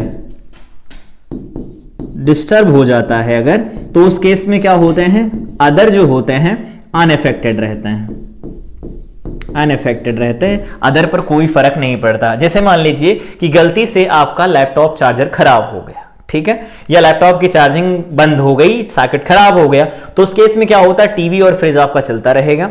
अगर आप मान लीजिए कि फ्रिज खराब हो गया, तो फ्रिज के खराब होने से ये कनेक्शन इधर का खराब होगा, लेकिन बाकी के जो होंगे इलेक्ट्रिकल अप्लायंस वो वर्क करते रहेंगे, रन करते रहेंगे, कोई दिक्कत नहीं आएगी। अब पूछेंगे कि ये तो बहुत बढ़िया, ये ठीक बता दिया, अच्छा है, क्या दिक्कत, कोई दिक्कत नहीं, तो ये पैरेलल के हो गए। ये तो हो गए कि हमें इसको यूज क्यों करना चाहिए पैरेलल में, ये इसकी अच्छाइयां हैं, लेकिन कुछ नुकसान भी तो होंगे। हाँ होंगे नुकसान। नुकसान क्या होंगे, तो आप बताएंगे कि देखो यहां से जो मेन सप्लाई है वो तो अलग अलग गई, तो हम बोलेंगे हाँ ठीक है, मेन सप्लाई अलग अलग गई। जैसे देखिए यहां पर 1.7 एम्पियर करंट आई, यहां पर 1 एम्पियर चली गई, ठीक है, यहां पर 700 मिली एम्पियर चली गई यहां पर करंट, इसमें देखो 200 मिली एम्पियर गई, तो बची 5 मिली एम्पियर इधर चली गई। तो करंट देखो लगातार डिस्ट्रीब्यूट हो रही है। लेकिन ये देखो मेन जो लाइन है, इसमें देखो ये कनेक्शन किया, ये कनेक्शन किया, ये कनेक्शन किया, तो कनेक्शन करने के लिए एक्स्ट्रा वायर यूज किया कि नहीं यूज किया, तो इसके नुकसान भी होते हैं, इसके नुकसान होते हैं। इसमें एक्स्ट्रा वायर यूज करना पड़ता है, एक्स्ट्रा वायर पर कनेक्शन हमें यूज करना पड़ता है, हर एक अलग अलग कनेक्शन के लिए हमें अलग अलग वायर यूज करना पड़ेगा। और कोई खास बात, और खास बात ये होती है कि इसमें जो ऑपरेट करते हैं, या कह सकते हो जो इसमें करंट होती है, करंट वो सब में डिफरेंट होती है। जितने भी इलेक्ट्रिकल अप्लायंस होते हैं वो करंट सब में डिफरेंट होगी, मतलब सब में जो हीट लॉस हो रहा होगा या जो भी ऑपरेट कर रहे होंगे, ड्रॉप हो रहा होगा, वो डिफरेंट डिफरेंट आने वाला है। मतलब ये बोल सकते हैं करंट अपने आप को उसी तरह से डिस्ट्रीब्यूट करती है जिससे पैरेलल में हर जगह पर वोल्टेज सेम आता रहे। ठीक, ये तो पैरेलल हो गया। एक्स्ट्रा पॉइंट हो गया इसमें कि एक्स्ट्रा वायर यूज करते हैं पर कनेक्शन, हर कनेक्शन को अलग देना है तो उस केस में एक्स्ट्रा वायर यूज करना पड़ेगा। बात आती है फिर हम सीरीज का यूज कहां करते हैं, क्योंकि कनेक्शन तो वो भी ठीक ठाक है, तो सीरीज का यूज कहां किया जाता है। तो आपने देखा होगा दिवाली में जो झालर लगी होती है उसमें हम इसका यूज करते हैं। देखो ऐसा कैसे किया जाता है यूज, तो उसके लिए यहां पर देखिए, मान लीजिए कि ये बल्ब है आपके पास एक, ठीक है, और एक बल्ब यहां है आपके पास, एक बल्ब यहां है आपके पास, एक बल्ब यहां है आपके पास, इस तरह से खूब सारे बल्ब लगे हैं, ऐसे लगे हैं। ठीक, अब मान लीजिए कि आपको इनकी खास बात क्या है, इनकी रेटिंग सेम है, इनकी रेटिंग सेम। रेटिंग सेम का मतलब है ये सेम करंट पर ऑपरेट करते हैं। अगर ये सेम करंट पर ऑपरेट करते हैं इन दैट केस क्या होगा, जैसे मान लीजिए दो वायर आए, यहां पर एक वायर आया और एक वायर यहां आया इस तरह से, तो इस वायर को आपने इससे कनेक्ट कर दिया, ठीक है, और इस वाले वायर को जैसे ही आपने इससे कनेक्ट किया तो उस केस में क्या हुआ, इस दूसरे वायर को इससे कनेक्ट कर दिया आपने, फिर देखिए इससे कनेक्ट कर दिया आपने, फिर आपने इससे कनेक्ट कर दिया। अब दूसरे वाले वायर को कनेक्ट करना है तो इस वाले वायर को आप इस तरह से कनेक्ट कर सकते हैं, कुछ इस तरह से। अभी देखा था कि कनेक्शन किस तरह से किया जाए कि टच ना हो, इस तरह से कर सकते हैं आप, यहां पर डायरेक्ट कर दीजिए, इस तरह से हो गया। तो ये जो बल्ब थे, बल्ब में ये भी लगा दो, फिलामेंट तो लगा ही नहीं है, फिलामेंट भी लगा दो, जलेंगे कैसे, तो ये बल्ब है। सीरीज में क्या होते हैं, जो झालर लगी होती है आपने देखा होगा घरों में, उसमें अगर कोई एक गड़बड़ कर जाता है तो उसके आगे की जो झालर के जितने भी बल्ब होते हैं वो जलना बंद कर देते हैं। लेकिन जो सीरीज पैरेलल कनेक्शन होता है उसमें ऐसा नहीं होता।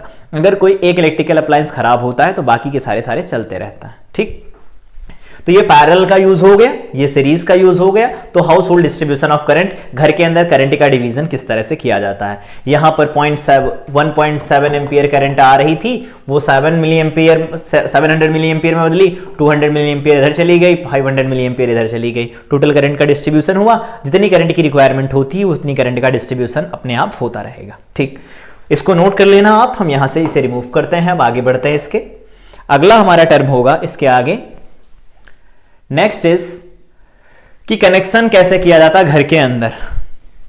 वो तो हो गया कि घरों में जो करंट का डिवीजन होता है वो कैसे होता है, घर के अंदर कनेक्शन कैसे किया जाता है वो भी आओ देख लेते हैं यहीं पर। तो घर के अंदर कनेक्शन हम कुछ इस तरह से करते हैं। सबसे पहले यहां पर जो पोल था आपके पास, जो पोल लगा था, ये पोल था, ऐसे कुछ इस तरह से पोल था, ये पोल था, ठीक है। यहां से एक वायर आया और एक वायर इधर से आया, एक मान लीजिए इधर से आया और एक वायर इधर से आया। इसमें एक होता है लाइव, जिसको आप बोलते हैं फेज, और दूसरा होता है न्यूट्रल, ठीक है, दूसरा न्यूट्रल होता है। अब इसमें क्या होता है, यहां से तो ये पोल हो गया, पोल से आपने सप्लाई ले लिया। सप्लाई से पहले क्या किया जाता है, यहां पर एक स्विच लगाया जाता है।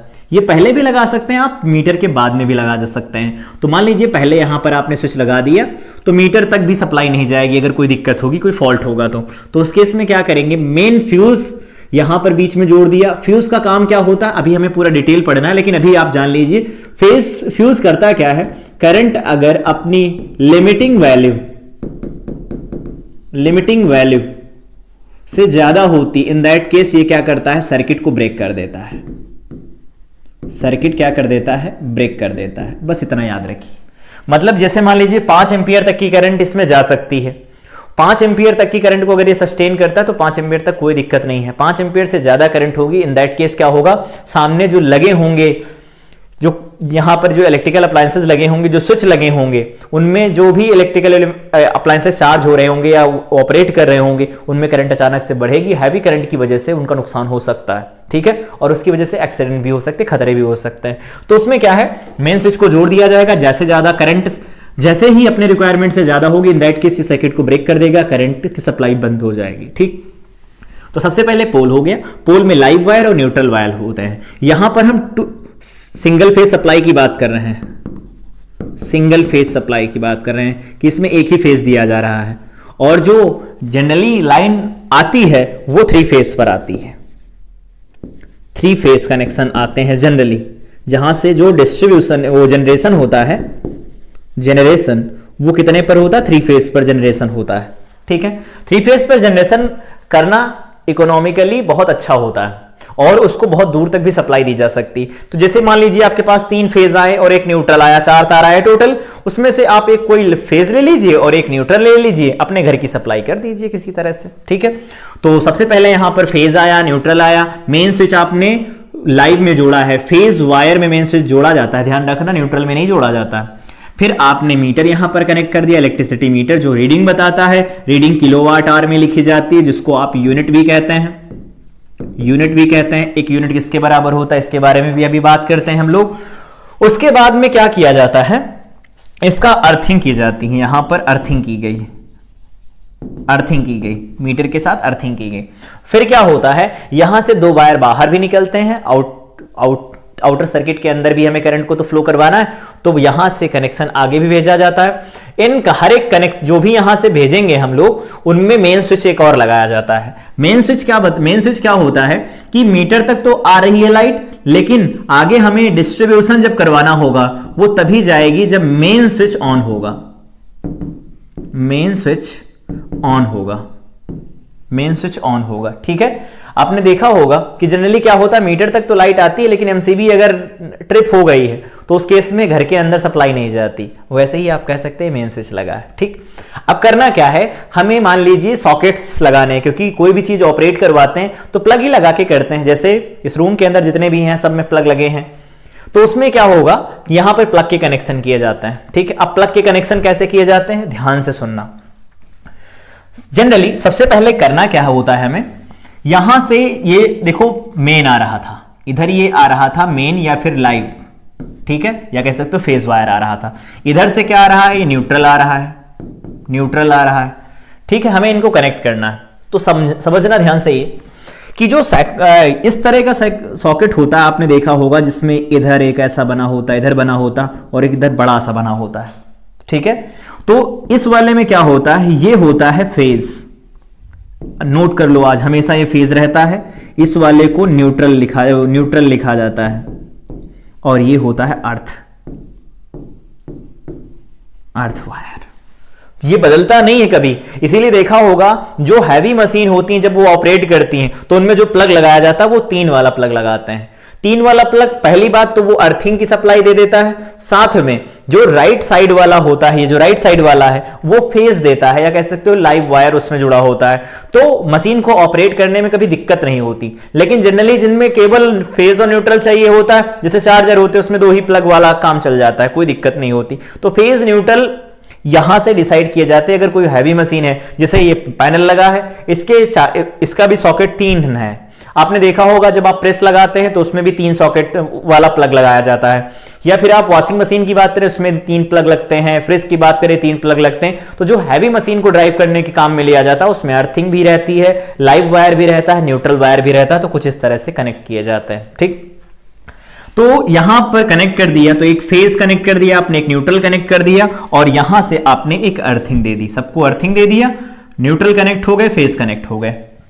ठीक है, अब सुनना ध्यान से कुछ और बातें क्या, जैसे मान लीजिए कि अब यहां पर ये कनेक्शन कैसे हो गया पैरेलल में। देखिए आपने यहां से एक मेन सप्लाई दे दी इधर, ठीक है, आपने यहां से मेन सप्लाई दे दी इधर, अब इधर से लाइव चलेगा, इधर से न्यूट्रल चलेगा, और आपने अर्थ कनेक्ट कर दिया है, और जो वहां पर सॉकेट होगा, सॉकेट में कनेक्शन इस तरह से किया जाता है, और ये कनेक्शन हमेशा किया जाता है, इसीलिए लाइव कभी चेंज ना होने पाए, मतलब जो फेज वायर होता है वो बदलने ना पाए कि गलती से इधर चला आया हो, और उसके बाद अगर 3 सॉकेट की सप्लाई वाले को हमने किसी से जोड़ दिया, उल्टा हो गया तो गड़बड़ हो जाता है। ठीक है, इसलिए जब भी 3 वाले के कनेक्शन दिए जाते हैं तो जनरली ऐसा ही होता है। ठीक, इस तरह से जोड़ा जाता है, तो 3 सॉकेट वाले कनेक्शन इस तरह से किए जाते हैं। अब अगर आपको ऑपरेट करवाना है, कुछ चार्जर मतलब जो भी सॉकेट है उठाइए और इसमें लगाइए और चलाइए उन्हें, जैसे इससे पहले हमने देखा अभी चल रहे थे इलेक्ट्रिकल अप्लायंसेस, वो आप यहां से आसानी से चला सकते हैं। तो house hold distribution of current में ये होते हैं डोमेस्टिक सर्किट, डोमेस्टिक वायरिंग, घर के अंदर जो घरेलू वायरिंग होती है वो इसी तरह से की जाती है, घर के अंदर वायरिंग इस तरह से की जाती है पैरेलल में, इस तरह से पूरा प्रोसेस होता है, इस तरह से आप कर सकते हैं। 2019 में क्वेश्चन पूछा गया था कि कुछ इलेक्ट्रिकल अप्लायंसेस दिए गए थे, उनको कनेक्शन करना था, प्रॉपर बना के दिखाना था, तो प्रॉपर आप कुछ इस तरह से बना सकते हैं। ठीक है, उम्मीद करते हैं कि आप इसे बना लेंगे, आप इसे पढ़ भी लेंगे। ध्यान ये रखना, जब भी 3 सॉकेट वाली सप्लाई दी जाती है उसमें राइट साइड फेज रहता है, लेफ्ट साइड न्यूट्रल, और सबसे अपर साइड जो सबसे बड़ा होल रहता है वो होता है अर्थिंग का। ठीक, अब चलो इसके आगे बढ़ते हैं, इसको लिख लेना, हम यहां से इसे हटा दे रहे हैं। ठीक, ये हट गया यहां से। चलो अब इसके आगे बात करते हैं, आओ इसके आगे बात करें। तो हमें नेक्स्ट पढ़ना है इलेक्ट्रिकल वर्क क्या होता है। तो चलो देखो, यहां पर बैटरी है, यहां पर एक लोड लगा है जिसको बल्ब बोल रहे हैं, आप देखो करंट लगातार चल रही है इसके अंदर। तो करंट अगर चलेगी, यहां पर लोड है, तो उस केस में क्या होगा, ये जो इलेक्ट्रॉन चल रहे हैं, इलेक्ट्रॉन को चला कौन रहा है, तो कहेंगे वोल्टेज चला रहा। वोल्टेज किसने दिया, बैटरी ने, तो बैटरी ने वोल्टेज दिया तो कुछ वर्क डन किया होगा ना, तो वर्क डन किया है, या फिर कह सकते हो जो भी वर्क डन करेगा वही इलेक्ट्रिकल एनर्जी होगी। तो उसको डिफाइन कैसे किया जाता है, तो the energy spent in moving an electric charge through a conductor is called electric energy. किसी भी कंडक्टर के अंदर चार्ज को मूव कराने के लिए जो भी एनर्जी सप्लाई करेगी बैटरी, उसको बोलेंगे electrical energy. The energy is provided by cell which converts chemical energy into electrical energy. ये सेल सप्लाई करता है, केमिकल एनर्जी को इलेक्ट्रिकल एनर्जी में कन्वर्ट करता है, फिर वो अपनी एनर्जी को स्पेंड करता है चार्ज को मूव कराने के लिए आउटर सर्किट के अंदर। ठीक है, आगे आओ बात कर लेते हैं इलेक्ट्रिकल वर्क के बारे में, कुछ बात कर लो। तो the work in moving an electric charge through a conductor, किसी कंडक्टर में इलेक्ट्रिक चार्ज को मूव कराने के लिए जो वर्क डन किया जाता है, when some potential difference is applied at its end is called electric work. Electric work का मतलब क्या है, इस कंडक्टर के अंदर जो मूव करा रहे हैं हम इलेक्ट्रिक चार्ज को, उसके लिए हमने यहां पर एक पोटेंशियल डिफरेंस अप्लाई किया है जिसको बोल रहे हैं यहां पर बैटरी। तो यहां पर जो भी वर्क डन किया जाएगा उसको इलेक्ट्रिक वर्क कहेंगे। इलेक्ट्रिक वर्क ही इलेक्ट्रिक एनर्जी होता है, कुछ अलग नहीं, बस ये है इसकी एनर्जी खर्चा होती है, इसकी एनर्जी खर्चा होती है और यहां पर एनर्जी से मिलती रहती है लगातार। ठीक है, चलो मान लेते हैं W वर्क डन किया गया क्यों, चार्ज को मूव कराने के लिए, जिसमें पोटेंशियल डिफरेंस V लगाया गया। मतलब क्या है, W वर्क डन है क्यों चार्ज मूव कर रहा, बैटरी का जो पोटेंशियल डिफरेंस है दैट इज V। तो यहां पर फार्मूला लिखा जाता है V is equal to W divided by में क्यों। तो यहां पर लिख सकते हैं, याद होगा पहले भी हम लोगों ने देखा था, क्या देखा था, जो पोटेंशियल डिफरेंस लिखा जाता है वो होता है work done in moving a unit positive charge from one point two another. Against applied electric field जो लगाते हैं उसके अगेंस्ट हमें एक पॉइंट से दूसरे पॉइंट में अगर किसी चार्ज को ले जाना है, यूनिट चार्ज को, तो जो वर्क डन होता है वही पोटेंशियल डिफरेंस होता है। आओ इसको और थोड़ा अच्छा कर लेते हैं। तो यहां से W की वैल्यू आप निकालिए। तो W की वैल्यू अगर आप निकालेंगे तो यहां से W निकल के आएगा V इंटू क्यू, और जानते हैं क्यू की वैल्यू क्या होती है IT, क्योंकि I इज इक्वल टू में क्यू अपॉन T था तो Q इज इक्वल टू में IT लिखा जाएगा। तो इलेक्ट्रिकल वर्क का फार्मूला आ गया VIT। अब इसको आगे थोड़ा सॉल्व कर लेते हैं, या फिर पहले चलो इसके बारे में और बातें कर लें। The SI unit of electrical energy और इलेक्ट्रिकल वर्क इज जूल। क्यों? क्योंकि सिंपल सी बात है, W की वैल्यू हमने लिखा V इंटू क्यू, तो ये जूल में एनर्जी आएगी। यहां से कुछ और भी फार्मूले होते हैं, जैसे आप V की वैल्यू रख दीजिए, I की वैल्यू रख दीजिए, तो और भी फार्मूले बनते हैं। अभी के लिए इनको यहीं पर छोड़ दीजिए। अभी इलेक्ट्रिकल पावर जब हम डिफाइन करेंगे तो उस केस में इन फार्मूलों को और जनरलाइज किया जाएगा, जो कि आपके सिलेबस के पार्ट है। इलेक्ट्रिकल पावर क्या होती है? तो कह रहे हैं कि it is defined the amount of energy consumed in circuit per unit second. कह रहे हैं कि पर सेकंड कितनी एनर्जी कंज्यूम्ड होती किसी सर्किट के अंदर, दैट इज इलेक्ट्रिकल पावर। तो इलेक्ट्रिकल पावर हो गई। डिफाइन कैसे करेंगे आप? W be the amount of energy consumed in a circuit in T second. T second में मान लीजिए एनर्जी W कंज्यूम हुई, then electric power is given by W by T। जो भी इलेक्ट्रिकल वर्क होगा, इलेक्ट्रिकल एनर्जी होगी, उसको T से आप डिवाइड करेंगे, आपको पावर मिलेगी। यहां से मिलेगा W जूल में और ये मिलेगा टाइम सेकंड में, तो जूल पर सेकंड यहां से पावर आएगी। इसको थोड़ा और जनरलाइज करते हैं। अभी हम लोगों ने पढ़ा V होता है, W होता है V इंटू क्यू, और ये लिखा जाता है VIT। एक काम कीजिए, आप W की वैल्यू वहां पुट कर दीजिए। तो जैसे आप W की वैल्यू पुट करेंगे यहां पर, तो VIT लिख देंगे, W की वैल्यू डिवाइडेड बाय में T से T कैंसिल हुआ, VI बन गया। अब करना क्या है, अब यहां से V की वैल्यू रखिए। तो अगर हम कहें आप यहां से V की वैल्यू रखेंगे तो कहेंगे I इंटू आर बनेगा। तो I इंटू आर, और एक I पहले से, तो I स्क्वायर आर हो गया। जैसे मान लीजिए आपसे कहा गया चलो I की वैल्यू रखो, तो I इज इक्वल टू होता है V डिवाइडेड बाई में R, V डिवाइडेड बाई में R, तो V का स्क्वायर डिवाइडेड बाई में R हो जाएगा। यही था inter relation between P, V, I and R। P, V, I और R में ये इंटर रिलेशन होता है। ये सारे के सारे फार्मूले होते हैं, आपको याद रखने हैं। आओ कुछ यूनिट के बारे में बात कर ली जाए। तो इसकी यूनिट जो लिखी जाती है, वैसे तो लिखेंगे आप जूल पर सेकंड। जूल पर सेकंड को शॉर्टकट में वाट लिखा जाता है। अगर पूरा लिखते हैं तो small w a double T लिखेंगे, कैपिटल W अगर लिखेंगे शॉर्टकट में, अगर आपको लिखना चाहते हैं। फिर इसमें डिफाइन किया जाता है आखिर 1 वाट किसके बराबर होगा। डेफिनेशन लिखी जाती, पूछी भी गई है कई बार। तो it is said to be 1 watt if 1 ampere current flows through a circuit having 1 volt potential different। देखो कह रहे हैं कि अगर 1 एम्पियर करंट और 1 एम्पियर पोटेंशियल डिफरेंस लगाया, वोल्ट पोटेंशियल डिफरेंस लगाया जाए, तो उस केस में जो पावर निकल के आएगी वो 1 वाट होगी। जाहिर सी बात, देखो ये 1 कर दो तो P इज इक्वल टू 1 वाट आएगा। तो 1 वाट वो पावर होती है जिस सर्किट में कंज्यूम होती है जिसमें 1 एम्पियर की करंट फ्लो कर रही हो और पोटेंशियल डिफरेंस 1 वोल्ट हो। ठीक, तो 1 वाट क्या होगा, 1 वोल्ट इंटू में 1 एम्पियर इज इक्वल टू में 1 वोल्ट एम्पियर, और 1 वोल्ट एम्पियर को ही आप वाट लिखेंगे। ठीक, चलो इलेक्ट्रिकल पावर की अदर यूनिट्स क्या होती हैं? तो किलोवाट। किलोवाट का मतलब 1000 होता है, तो 1 किलोवाट इज इक्वल टू में 1000 वाट हो गया। ठीक है, 1 मेगावाट तो 10 टू द पावर 6 आप लिख देंगे। फिर उसके बाद में आपको लिखना है गीगावाट, तो 10 टू द पावर आप 9 लिख देंगे, पढ़ा होगा आपने। ठीक है, उसके बाद में यहां पर ये प्रैक्टिकल यूनिट होती है, आपको याद रखना है हॉर्स पावर।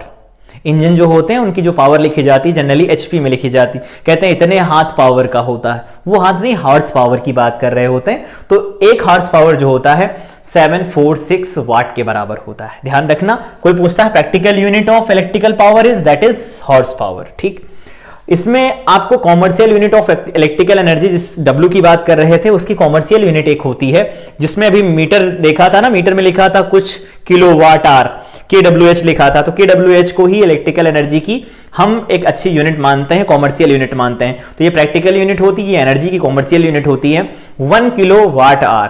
किलो का मतलब 1000 वाट आर, तो 1000 ये हो गया। आर का मतलब होता है 60 इंटू 60, तो सेकंड हो गया, तो वाट इंटू सेकंड को हम लिख देंगे, वाट इंटू सेकंड को जूल लिख दिया जाएगा। तो यहां से आप लिखेंगे कि 3.6, देखो यहां पर आएगा 36 और 1 2 3 4 5 आएंगे घातें, तो 5 पावर आ गई, लेकिन पॉइंट आपने जैसे यहां लगाया 1 पावर और बढ़ गई। तो 1 किलोवाट आर को आप लिखेंगे 3.6 into 10 to the power 6 joule, और इसी को आप एक यूनिट कह देंगे। जैसे मान लीजिए किसी सर्किट के अंदर कुछ ड्रॉप हो रहा, कुछ पावर दे रखी है, कुछ टाइम तक उसे चलाया गया, कोई इलेक्ट्रिकल अप्लायंस है, तो उस केस में नंबर ऑफ यूनिट इस तरह से लिखी जाएंगी, आप जितने वाट का है वो लिख दीजिए, कितनी देर तक आपने उसे चलाया वो लिख दीजिए, डिवाइडेड बाय में 1000 कर दीजिए, तो आप उसकी जो भी एनर्जी कंज्यूम्ड होगी यूनिट में निकाल पाएंगे।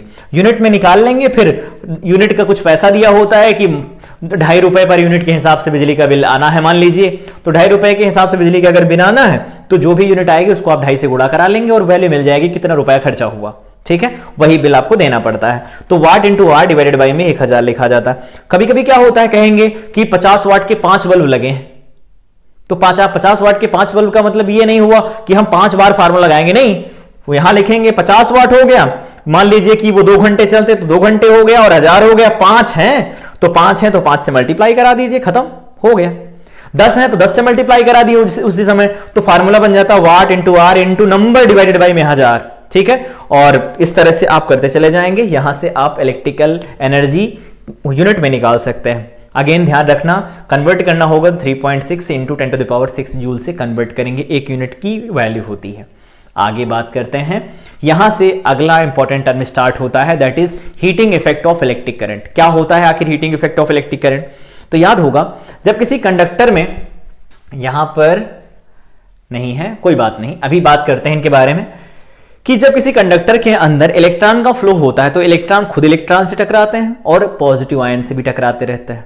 तो हर एक टकराने के बाद में क्या होती है, उनकी जो वेलोसिटी होती है वो कम हो जाती है, और जाहिर सी बात है वेलोसिटी कम होने का मतलब काइनेटिक एनर्जी में कमी, और काइनेटिक एनर्जी में कमी होगी तो वो कमी कहीं ना कहीं एनर्जी के फॉर्म में जाएगी, क्योंकि कंजर्वेशन ऑफ एनर्जी तो वैलिड है, क्योंकि टोटल एनर्जी तो कंजर्व रहने वाली है। तो हर बार टक्कर के बाद में कुछ ना कुछ एनर्जी रिलीज होती है, वो एनर्जी हीट के फॉर्म में रिलीज होती है, ऐसा बोला जाता है किसी कंडक्टर के अंदर।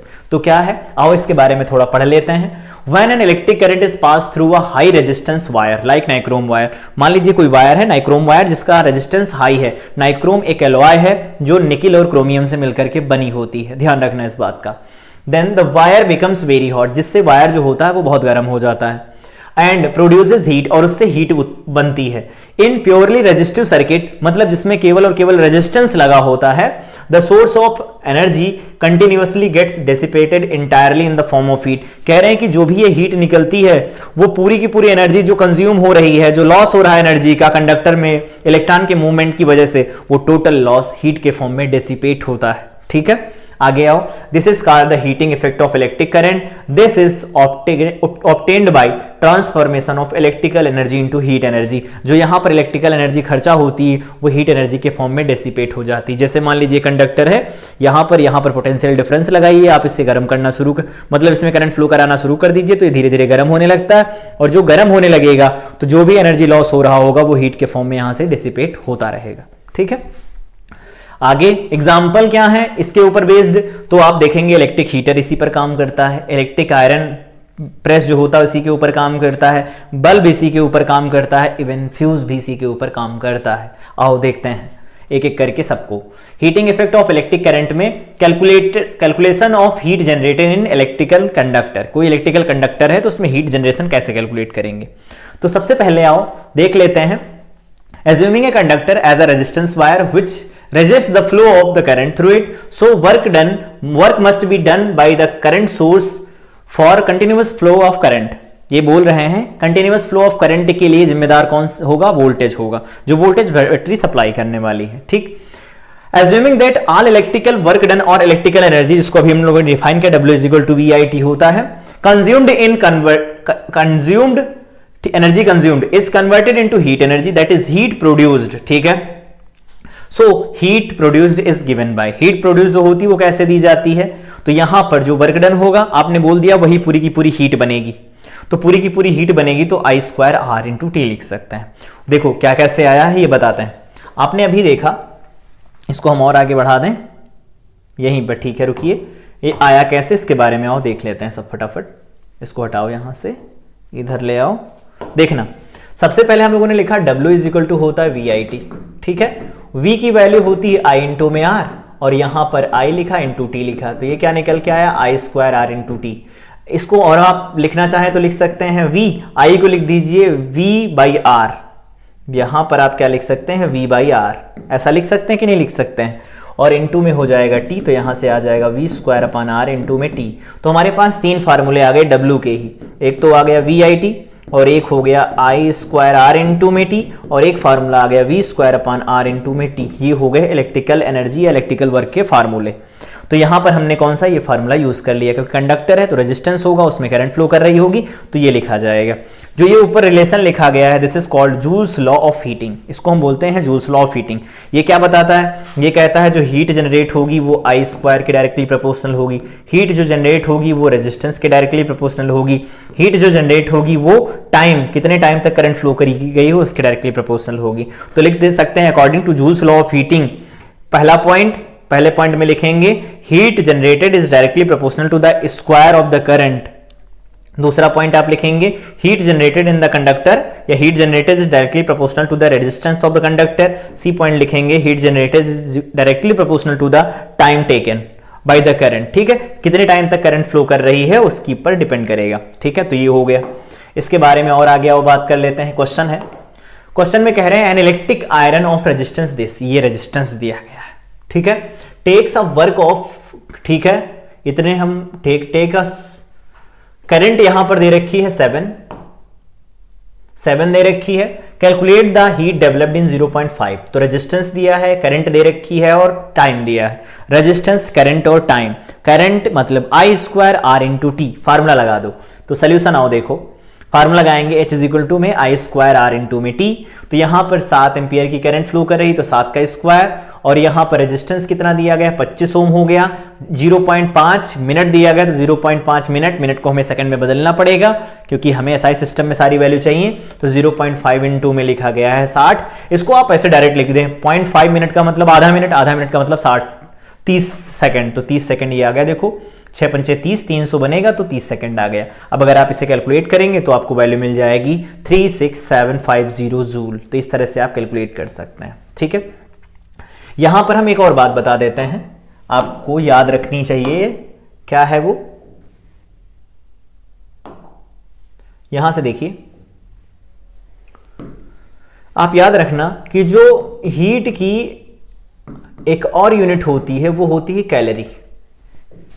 लिख देते हैं कैलोरी। कैलोरी आपसे पूछा जाए एक कैलोरी किसके बराबर होता है तो आप बताएंगे 4.18 जूल के बराबर होता है। ठीक है, या कभी कभी इसको लिख दिया जाता है लगभग 4.2 जूल के बराबर होती है।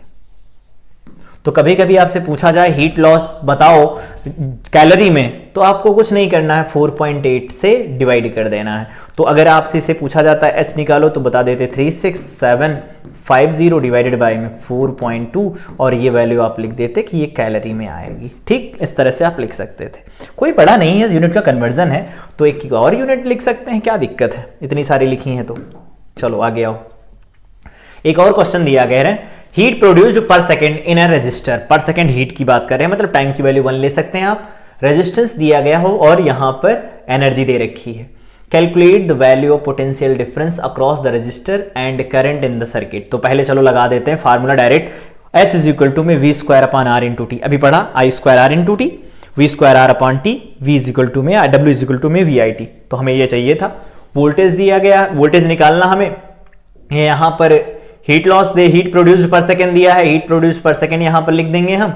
तो फार्मूले में अगर हम लिखें V की वैल्यू तो यहां से देखिए आप वी स्क्वायर की वैल्यू हो जाएगी H into R divided by में टी, तो H इंटू में आर डिवाइडेड बाई में टी। H की वैल्यू 400 तो 400 लिख दो, R की वैल्यू कितनी दे रखी 4 ओम 4 लिख दो, पर सेकंड की बात करें तो 1 सेकंड टाइम लिख दो। तो यहां से आप इसे सॉल्व करेंगे तो 1600 आएगा। अब वी स्क्वायर की वैल्यू 1600 आई तो जाहिर सी बात है यहां से आपको V निकल के आएगा 40 वोल्ट के बराबर। तो पहला तो ये हो गया, कहां पोटेंशियल डिफरेंस बताओ तो 40 वोल्ट हो गया। अब यहां करना कुछ नहीं, V is equal to I R लगा दीजिए, तो I इज इक्वल टू क्या होगा V बाई आर होगा, और V बाई आर को लिखेंगे 40 डिवाइडेड बाई में 4, क्योंकि देखो 4 ओम दिया गया है तो यहां पर 10 एम्पियर की करंट इसमें निकल के आएगी। कुछ नया नहीं है, जो भी पढ़ते जा रहे हैं उन्हीं के ऊपर क्वेश्चन लगातार आपसे पूछे जाएंगे। चलिए आगे बात करते हैं applications of heating effect of electric current, या फिर वो अप्लायंस जो heating effect of electric current के ऊपर काम करता है। कौन कौन से होते हैं, पहला वो बात कर लेते हैं हम बल्ब के बारे में। तो बल्ब क्या होता है, तो बल्ब में थोड़ी चीजें पढ़ लेते हैं आओ। It has a filament made of tungsten. सबसे पहला क्वेश्चन है कि फिलामेंट यहां पर जो लगा है, ये फिलामेंट है टंगस्टन का, वो क्यों लगा होता है। तो टंगस्टन का फिलामेंट लगाते क्यों है, लिखते चले जाना आप लोग। टंगस्टन का फिलामेंट लगाया जाता है due to high melting point, high melting point, melting point MP लिखा है ना, मेल्टिंग पॉइंट है, उसको आप समझ जाना, या लिख देते हैं हाई मेल्टिंग पॉइंट, हम इधर ही लिख देते हैं। ये जो होता है हाई मेल्टिंग पॉइंट होता है। चलो बढ़िया। So most of the power consumed by this is dissipated in the form of heat. इसमें जो भी ये हीट डिसिपेट करवाएगा, जो भी हीट निकलेगी, वो जितनी जितनी एनर्जी कंज्यूम्ड होगी वो पावर पूरी की पूरी हीट में कन्वर्ट हो जाएगी। And some part is converted into light, और जो बाकी का थोड़ा बहुत सा बचा पार्ट होगा वो किस में कन्वर्ट हो जाता है, लाइट में कन्वर्ट हो जाता है, जिसकी वजह से बल्ब ग्लो करता है। ठीक है, into light because it has high resistivity and high melting point. ये जो टंगस्टन वायर होता है इसकी हाई रेजिस्टिविटी होती है और हाई मेल्टिंग पॉइंट होता है, तो ये गर्म होता है जिसकी वजह से चमकता है। तो चमकने में यहां पर कुछ तो उसे गर्म करने में चली जाती है और कुछ जो होती है वो उसे लाइट के फॉर्म में मिल जाती है। तो बल्ब इस तरह से काम करता है। आप बाकी की चीजें देख लें तो बाहर ग्लास बल्ब होता है, ग्लास का जो बाहर का कोट होती है, बाहर की कोटिंग ग्लास की होती है, इसमें गैस फिलिंग की जाती है, आर्गन गैस फिल कर दी जाती है। ये होते हैं सपोर्ट वायर जो फिलामेंट को सपोर्ट देते हैं कि वो कहीं टूट ना जाए, और इसके सामने लेड वायर्स लगे होते हैं, डोमेट वायर्स भी लगे होते हैं यहां पर, और यहां पर स्टेम लगा होता है, और साथ में यहां पर कैप लगा होता है जो होल्डर में कनेक्ट करने के काम में लिया जाता है। तो ये सारे उसके पार्ट्स होते हैं और ये heating effect of electric current के ऊपर बेस्ड है। यहां पर ध्यान ये रखना, जितनी एनर्जी कंज्यूम्ड होती है उसका कुछ पोर्शन हीट के फॉर्म में चला जाता है और बाकी का जो बचा पोर्शन होता है वो कहां जाता है, तो बाकी का बचा पोर्शन लाइट में कन्वर्ट हो जाता है, जिसकी वजह से बल्ब ग्लो करता है। आगे वो बात कर लेते हैं, दूसरा है, चलो इसको पहले देख लेते हैं, इलेक्ट्रिक हीटर के बारे में। इलेक्ट्रिक हीटर, ठीक है, इलेक्ट्रिक हीटर कैसे काम करता है, तो ये भी heating effect of electric current के ऊपर काम करता है। In an electric heater high resistance nichrome wire is used as a coil. Nichrome wire मतलब निकिल और क्रोमियम से बनी एलॉय होती है। लिखते भी चलते हैं हम, जितनी चीजें लिख रहे हैं हटा दे रहे हैं, इनको आपको नोट भी करना है, ध्यान रखना है इस बात का, ऐसा नहीं कि लिखते जाना भूलते जाना है। यहां पर जो नाइक्रोम होता है निकिल प्लस क्रोमियम की एलॉय होती है। एलॉय तो समझते होंगे, आपने पढ़ा होगा मेटल और नॉन मेटल्स में, मेटल एंड नॉन मेटल्स में पढ़ा होगा केमिस्ट्री में, ठीक है। तो क्या होती हैं वो आप जानते हैं, दो या दो से अधिक अगर मेटल्स होती हैं तो उनका होमोजीनियस मिक्सचर जो होता है, लिख देते हैं होमोजीनियस मिक्सचर ऑफ टू और मोर मेटल। दो या दो से ज्यादा मेटल का जो होमोजीनियस मिक्सचर होता है दैट इज एलॉय, और निकिल प्लस क्रोमियम जो होता है वो नाइक्रोम वायर होता है। The coil is mount on a groups made up of ceramic material और चाइना क्ले। कह रहे हैं कि जो चाइना क्ले होती, चीनी मिट्टी होती है, उसके ऊपर इनको इस तरह से कुछ लपेट दिया जाता है, कुछ इस तरह से लपेट दिया जाता है, ठीक है, सेरेमिक मटेरियल के अंदर। फिर कह रहे हैं when the current flows in the coil, इस कॉइल के अंदर जब करंट फ्लो करती है तो कह रहे हैं it becomes heated, ये बहुत ज्यादा गर्म हो जाता है, which is then used to heat cooking vessel। जो भी इसके ऊपर आप बर्तन रखेंगे खाना बनाने के लिए, उससे आप बहुत आसानी से यहां से हीट एनर्जी का यूज कर सकते हैं। तो इलेक्ट्रिक हीटर कुछ इस तरह से काम करता है, सबका प्रिंसिपल वही, करंट फ्लो कराओ, जितनी भी इलेक्ट्रिकल एनर्जी कंज्यूम्ड होगी वो हीट के फॉर्म में डिसिपेट होगी, उसको आप यूज कर सकते हैं खाना बनाने के लिए। आगे आओ बात करते हैं, लास्ट है दैट इज फ्यूज। ये इस तरह से कुछ लगता है, ठीक है, आपने लगाया भी होगा, देखा भी होगा घर में। तो इस तरह से लगाया जाता है, इसके अंदर एक फ्यूज वायर होता है, मेटल कैप होते हैं दोनों साइड, और ये ग्लास ट्यूब होती है।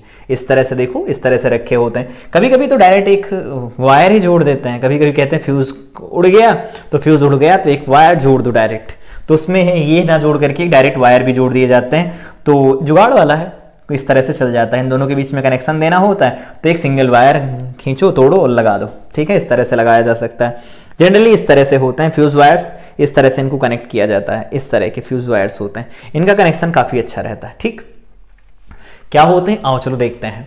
It is used as a safety device. देखा था अभी जो मीटर था, मीटर से पहले हम लोगों ने फ्यूज वायर यूज किया था, तो सेफ्टी डिवाइस के पर्पज से हम इसका यूज करते हैं in household circuits to protect the circuit by stopping the flow of any unduly current, high electric current, जो अनचाही करंट होती है, बहुत ज्यादा करंट, उससे अगर हमें बचाना है सर्किट को, हाउस होल्ड सर्किट को, तो उसके लिए हम फ्यूज यूज करते हैं। ठीक है, it is connected in series, series में कनेक्ट किया जाता है क्योंकि ये डायरेक्ट सर्किट को ट्रिप कर देता, हटा देता सर्किट को, तो आगे जो भी फॉल्ट होते हैं वो जाने से बच जाते हैं। It consist of an alloy of lead and tin, ये भी एक एलॉय होता है, इसके अंदर जो फ्यूज वायर होता है ये भी एलॉय से बना होता है। ये एलॉय होती है लेड और टिन की, which has appropriate melting point, ये जरूरत के हिसाब से मेल्टिंग पॉइंट रखता है। ठीक है, करंट पर डिपेंड करती है, अलग अलग रेटिंग के लिए अलग अलग होते हैं ये। When the current flowing through the circuit exceeds the safe limit, safe limit से ज्यादा अगर सर्किट में करंट फ्लो करने लगती है, the fuse wire melts and break the circuit, fuse wire गल जाता है और सर्किट को तोड़ देता है। ठीक है, तो करंट का फ्लो बंद, क्योंकि कंटिन्यूअस पाथ चाहिए होता है करंट को फ्लो कराने के लिए, और कंटिन्यूअस पाथ को ब्रेक कर देगा तो सर्किट में करंट फ्लो नहीं करती है।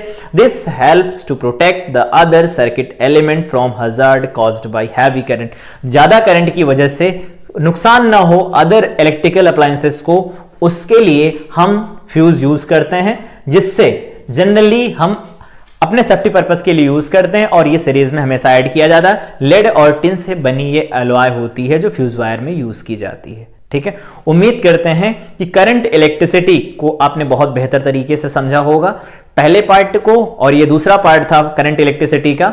यहां पर हम लोगों ने करंट इलेक्ट्रिसिटी और heating effect of electric current को विधिवत कंप्लीट कर लिया। अगली क्लास में हम लोग magnetic effect of electric current को डिस्कस करेंगे। उससे पहले इससे रिलेटेड जो भी क्वेश्चंस बने हैं अब तक, उन सबको सॉल्व करेंगे। तो तब तक के लिए जो भी 2 क्लास हुई हैं, 2 पार्ट हुए हैं करंट इलेक्ट्रिसिटी के, उनको रिवाइज करें। मिलते हैं अगली क्लास में। Till then I wish you all the best.